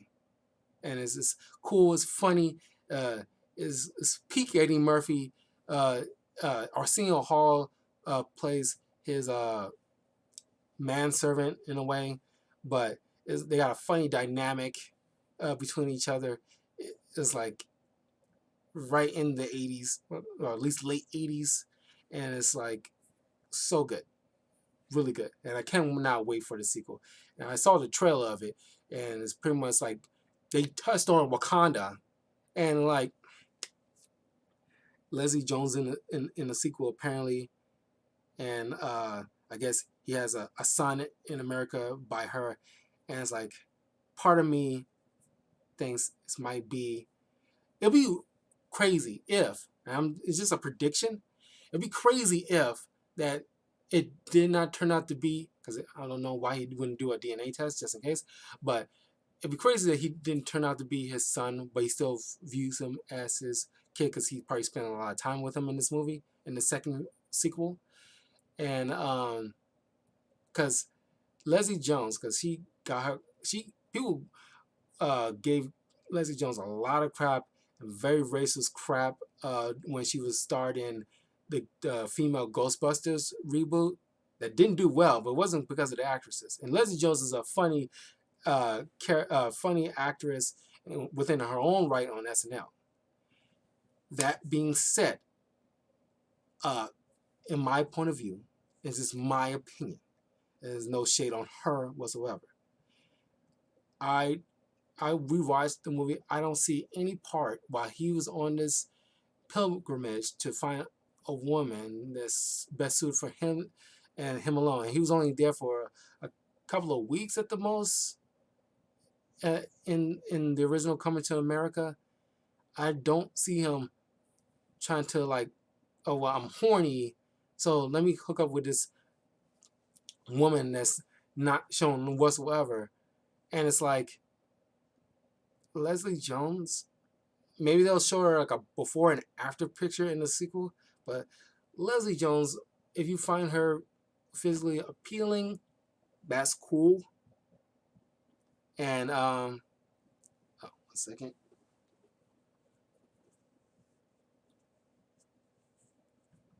Sorry. Ooh. Keep knocking. This cord is in the way to this uh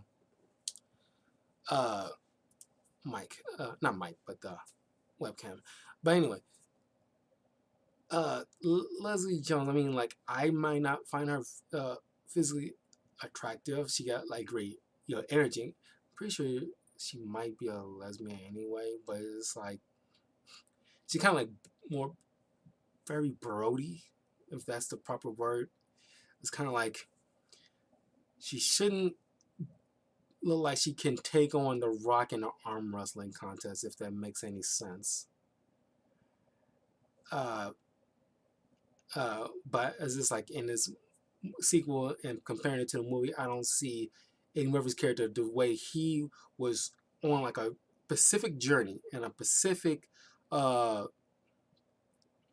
uh, task. He didn't care about like showing his wild. He wasn't not there for that. So him having like a side chick or at least fool around with a woman, uh, even for a night, uh, maybe they'll do something differently. But it's just like I don't see that happening.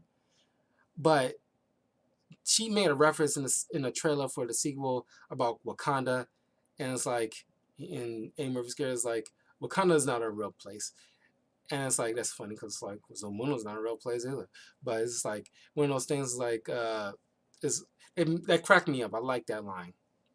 Okay, Crank, uh, the Crank movie, first and second one, is a great Jason Statham movie, right next to the Transporter movies. They're not on this list. I like Transporters movie, but it's not like something I, highly favor in Jason Statham's repertoire. But Crank really, really like solidified like, okay, this is like an action movie. Pretty much, excuse me. Uh, Jason Statham plays this uh, uh, another hitman, and don't know what a better word to call it, but pretty much like a hitman uh, who got drugged with what is called the Chinese shit. They call it the Chinese shit and the medical term name as well, but it's the Chinese shit. That's what they constantly called it, so that's what I remember. Uh, that supposed to kill him, but before that, it slowly takes away his adrenaline. It kind of slows him down and in the end stops his heart. But in order to counteract that, he had to constantly up his adrenaline with any amount of drugs or sugar or uh, caffeine or even epinephrine. Uh, Anything that keeps his heart rate up keeps him alive. So while he's doing all that, he's trying to find the guys who did this to them so he can find a cure and then kill them. But it was like a high speed kind of octane adventure through LA in this film, which is based in, and it's very fun, very good action movie. Jason Statham is amazing. He's a great martial artist, by the way, too. I don't want to ignore that fact, but yeah, very good. He has funny moments. Amy Smart is in this.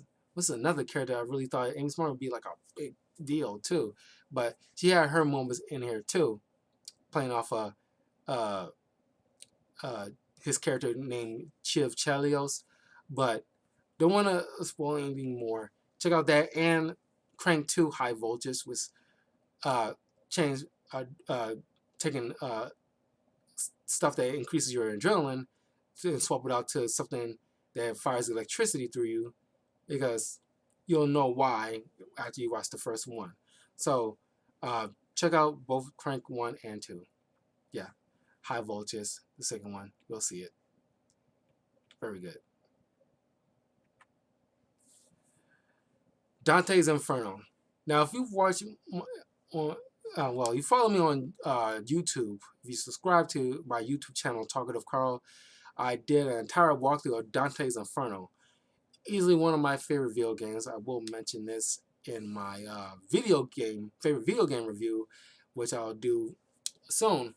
But Dante's Inferno also had an animated movie that came out at the same time, which very unique one because, of course, he is different interpretation of the Divine Comedy, which is one of my favorite stories, with Dante Alighieri, who, well, in real life was a poet that weaved this tale of his pilgrimage through when he was 40 years old, his midpoint of his life, which is 40 years old by layman's terms. Uh, his tale through uh, his time through hell and his time through purgatory, then the last chapter, his time through heaven. Now, I really want a sequel to the Dante's Inferno game because it's been so many years. And it's like they teased us like it was going to be okay. This could be like a 3-part franchise. Like, all right, he gone through uh, all the circles of hell. Pretty sure it's 9 circles of hell. Was it 8 or 9 circles? I'm pretty sure it's 8 circles of hell. I could be wrong, but please correct me on that if I might be misremembering. But he goes each time he goes through each circle. Well, not every time, but maybe every few times he goes through a different circle of hell. They have a different artist doing like a different drawing of the characters involved in the story, which is so unique. I thought that was very creative that you have these different artists doing their different interpretations of this character, and it's like something I never seen before, maybe outside of comics. Uh, but yeah, it's so good, and it's like, and it takes the gore, and uh, and it's like the right amount of gore, and it's like yeah, you expect from like Spawn, like the TV show Spawn. If you watched like the Spawn TV show back in the day, or at least Spawn comics or Venom comics, it takes gore and just runs with it, and it's like kind of hardcore, and it's like I'm pretty sure I can't say this for sure, but if you ever watched the Castlevania Netflix TV show, I feel like the same people who worked on that Netflix show probably had worked on this before, because I get the same vibes with the same art and drawings and the same aesthetic, because that show had its moment of gore too, that you should expect from a vampire video game and a TV show. That they you know I get the same vibes in Dante's Inferno. Uh, it's an epic tale, and it's like one of my favorite stories. If you feel inclined to, well, if you don't have the book, you can get the story. It's like a theatrical uh, a reading of Dante's Inferno on Audible.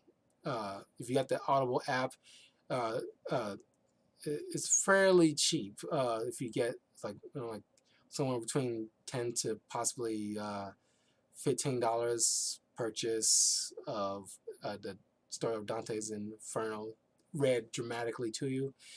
Very good, very great voice actors involved, and if you want to get a good tale of the not the just the Inferno, but the entire Divine Comedy. But this movie is very good, highly recommended. And if you want to check out my walkthrough of the video game, subscribe to my YouTube channel of Talkative Karl. Check it out. It's very good. Demolition Man. I touched on this earlier in the conversation, but Demolition Man, I rewatched that a couple of weeks back, and it's very good. One of the great Stallone films, and Wesley Snipes playing off him as the bad guy, Simon Phoenix. It's like Wesley Snipes' character is like Black Joker.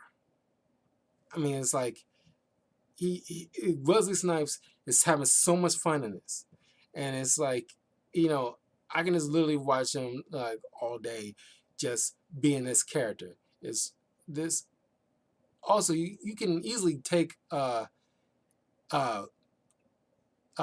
so much analysis of pretty much is like the story is these two individuals, this cop and this criminal, Both get frozen in ice by the police department. Uh, and uh, time goes on. It's in the future. Uh, Simon Phoenix gets out, start going on a killing spree. Uh, there's other machinations in play, but they defrost Stallone because he was the only cop that managed to catch him successfully.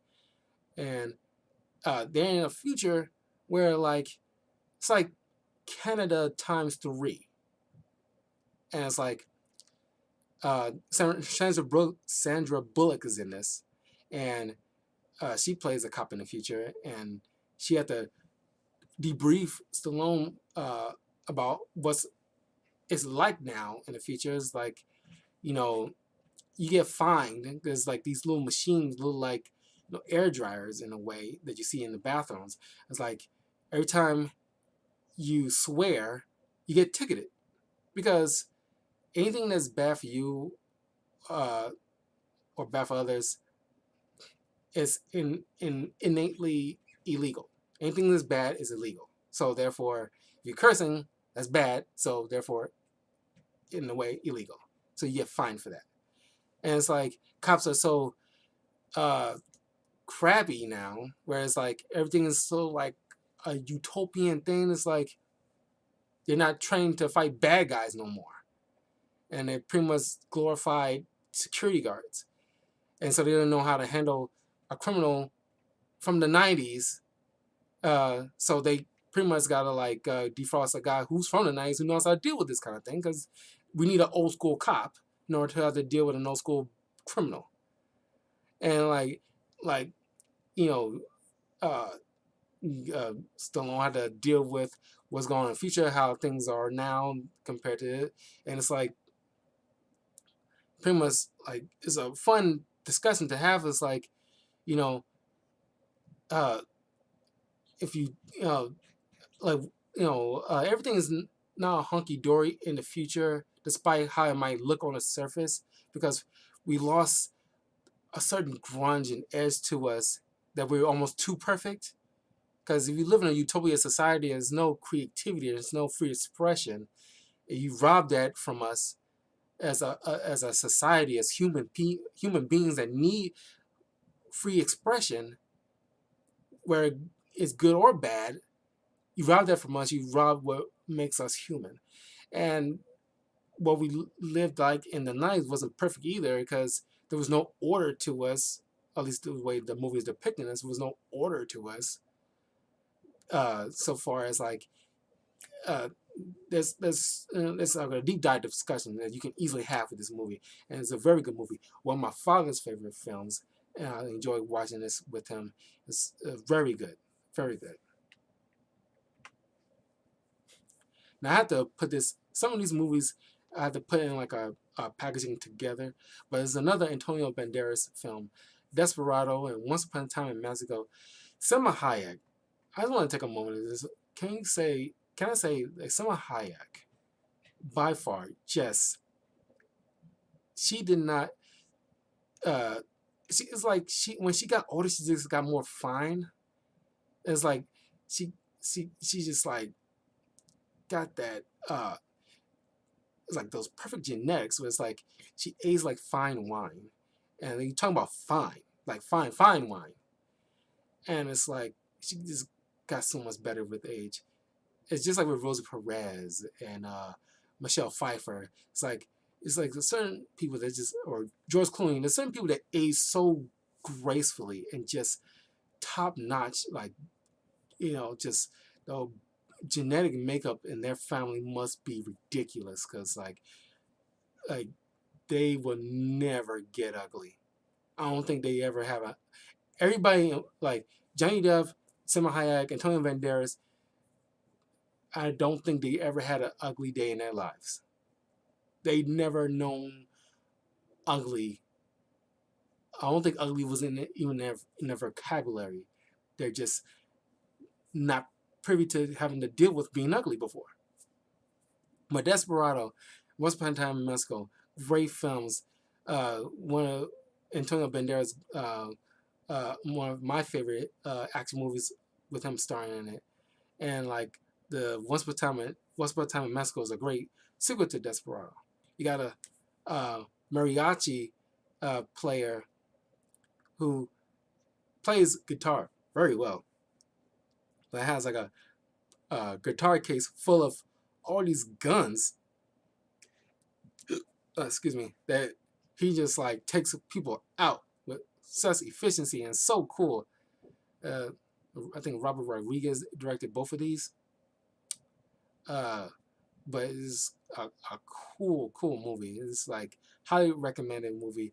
Uh, uh, so much fun, and it's something that's like I just seen that was on because Desperado when I was a kid I seen it because it was just on TV one time, and I just saw it because it looked cool because I like action films. I like comedy and action films, but Once Upon a Time in Mexico was a great sequel to pick up after that. So yeah, of course Johnny Depp was a great foil in this, a good addition to the sequel.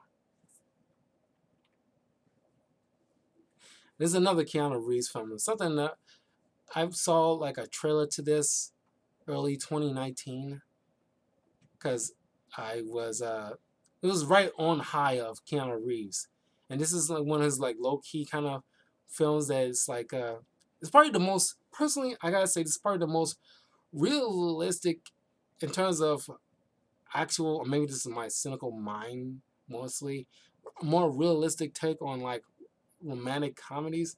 It's like it's not your typical lovey-dovey, artsy and a fartsy like Hallmark movie crap.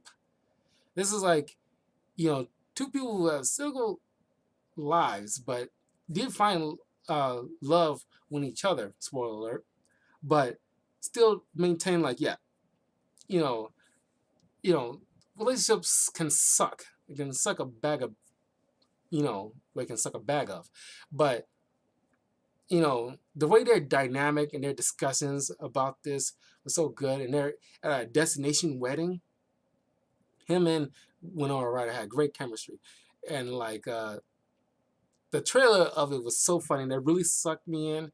The fact that they was on a hiking trail, and like you can see this in the trailers if you look it up, but it was on a hiking trail, and they come across a cougar, and Winona Ryder was like trying to figure out could it be a cougar or maybe a mountain lion, and Keanu was like, "What difference does this make? Or maybe it's like a leopard." Oh Jesus Christ!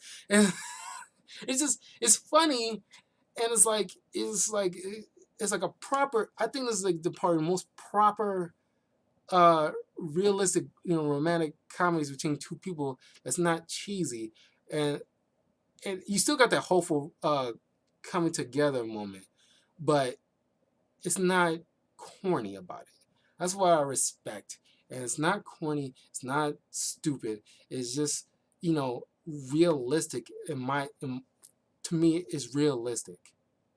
And I do highly recommend it.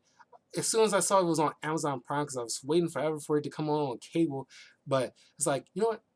I'm getting on Amazon. It's free on Amazon Prime. As soon as it was on free on Amazon Prime, I watched it. I watched it constantly. I watched it at least 4 times. It was so good. And it's probably why it got 4 stars. It's like, you know, two people with baggage and people have who meet each other and try to form like a relationship. They have baggage, and like she had her own set of baggage, and he got his own set of baggage. Watch the film. Uh, you'll get what I'm talking about, and it's just like a great Keanu Reeves and if you love Keanu Reeves and Winona Ryder, you like them together, because I don't think they've ever been together in a movie before, you definitely gotta check this out. And I gotta say, just a side note, Winona Ryder probably and Christina Ricci probably owns Halloween. I'm pretty sure Winona Ryder, every Halloween she makes it her own. Cause like Lydia, oh, she's still Lydia, and she's still beautiful too. Like by the way, but it's like if she start dressing up in her classic Lydia goth stuff, oof, we. Okay, now we had like the meat and potatoes. Die Hard. Uh, one second. I gotta make sure I second here. Sorry, guys. Want to make sure.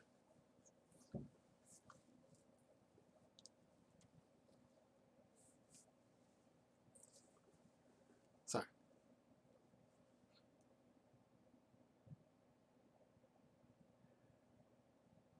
I charged my freaking phone because I did not charge it earlier today. And I got this blue screen behind me. Sorry. Anyway, Die Hard. Now, I only want to count the first three Die Hard films, mostly because they're good. And maybe the fourth one, because, it's more like putting John McClane in like a more modern set of action movie villains that, you know how to hack stuff kind of thing. Because like hacking was a good thing at the time when it's like, your bad guys were hackers that can take you out remotely kind of situation. But I gotta say, uh, the first Die Hard movies still, I don't care what anybody says, it's a Christmas movie. It's a best Christmas movie, by far the most recognizable, highly acknowledged, highly recommended Christmas film. When I was hanging out at like a Harry Potter themed party downtown in Chicago, it was like same year as as a matter of fact, it's around this time in February. It was like during the same year as John Wick Chapter 2 came out, at least a few days before it came out. I was at this party. It was in February. I remember distinctly because that was like a great night. I met with these two girls. One of the girls I was vibing very well with. So fortunately, she had like a boyfriend at the time, but it's like, she didn't want to pursue anything, which is unfortunate. She was very good looking and very sweet. But what really sold it for me is when she like said it just point blankly, like, like Die Hard is a Christmas movie. I don't care what anyone said. I was like that. I told her like straight up, like that's the single most sexiest thing I heard a woman ever say in my entire life, and it's like you're one in a million. And it's like that, like just like Die Hard is a Christmas movie. But then the sequel, I love the sequel, but personally, I think my favorite one is actually the third one with him and Sam Jackson working together. And it's like you got like Jeremy Irons as the villain. Is like, and it's like parallel between the first and the second. The first and the third one is like runs parallel, like plays off the first one. It's like a good like a callback. You'll see why if you haven't seen Die Hard 3. But most people probably already seen Die Hard 1. But I personally recommend the first three Die Hard movies. Those are the solid Die Hard films. I begrudgingly would say you can watch the fourth one, but you'll see why that it should have stopped there. All right, like just 1 through 4. That's it. You don't need to see anything else uh, beyond that in terms of Die Hard films. But like you were talking about, like, like when I mentioned Harrison Ford as far as like the like everyday looking action dads kind of feel to it. Bruce Willis was like your dad was an action star, pretty much. But yeah, Die Hard, great film. Now, there's going to be a few animes on here too. Only a few. The ones that I personally like that resonated for me in terms of the TV shows. Digimon the movie. That one, I haven't seen it in a long while, but I remember enjoying it thoroughly. Like, Digimon was a great show. And I've watched those shows, like every new generation I've watched. It's, well, kind of fell off after Digimon Tamers. Uh, but I do plan on doing like season reviews on certain shows like anime, but I probably want to start from my favorite one, which is Yu-Gi-Oh. Uh, and do like a season review of each one, then move on to another anime. I want to do Pokemon too, but that's gonna be a journey in of itself. But I definitely want to do that. But Digimon the movie, if you ever watched Digimon the TV show, this is like a proper the original TV show Digimon the movie with the original Digidestin. This one is definitely something that I do highly recommend if you are an anime lover. If you have not watched Digimon before, it might be a little confusing to you because this is mostly you might enjoy it just to get some outside perspective into it to see, and then might see it. You might be able to uh, uh, pique an interest in checking out the original show because it is on Hulu. All of the Digimon shows is on Hulu. You can check it out. I think it still holds up. Uh, uh, it's pretty much piggybacking off of the success for Pokemon, but I think it's a good piggyback because a lot of people was doing like a lot of the whole Pokemon tropes, just like a lot of people after success for Yu-Gi-Oh was doing like the whole card game tropes. We'll get into that some point in the future, but yeah, Digimon. If you're a fan of the original show, you probably remember this movie and you probably enjoyed this thoroughly. But if you haven't, check out Digimon TV show, the original show, and see if it. Check out the first few episodes, see if it's resonate with you. You might enjoy it with your kids. Your kids will probably definitely get a kick out of it, and you can definitely show them this movie. And, probably will also enjoy it. Digimon, yeah, it's Digimon. You'll love the theme song too. Like if you talking about like certain TV shows that have like those cool hooks to their songs, Digimon's up there. Not as good as like Pokemon uh, theme song or Sailor Moon, uh, but Digimon is definitely up there. It should be in the top 10 at the very least. Okay, here's another one. Like uh, people in my neck of the woods would have grown up watching. There's another Wayne's Brothers film, Don't Be a Menace of South Central while drinking your juice in the hood. Now, this is kind of like a parody of Boys in the Hood. It's not on my list, but Boys in the Hood is a great film. Not my personal favorite. I've seen it a couple of times because other people watched it, but I do I did enjoy it. But it's not one of my favorites.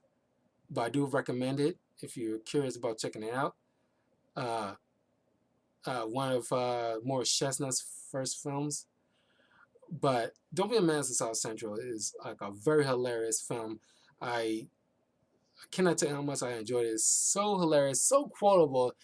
Everybody knows, like at least in like the black community, can easily quote this film like all day long.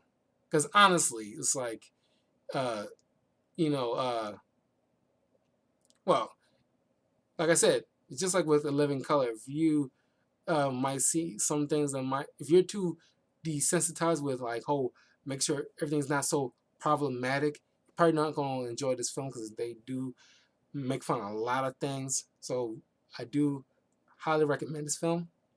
Check it out. You will enjoy this. Okay. Okay. Well, I might want to take a brief intermission when I use the bathroom. I want to cut the video here. Make this like a part one. I will get to part two in just a second. I just need to make sure I can recharge my electrolytes a bit because I'm running out of water. So I'll be right back. Okay. So we'll make this part one, and I'll see you for part two. Yeah, in just a minute.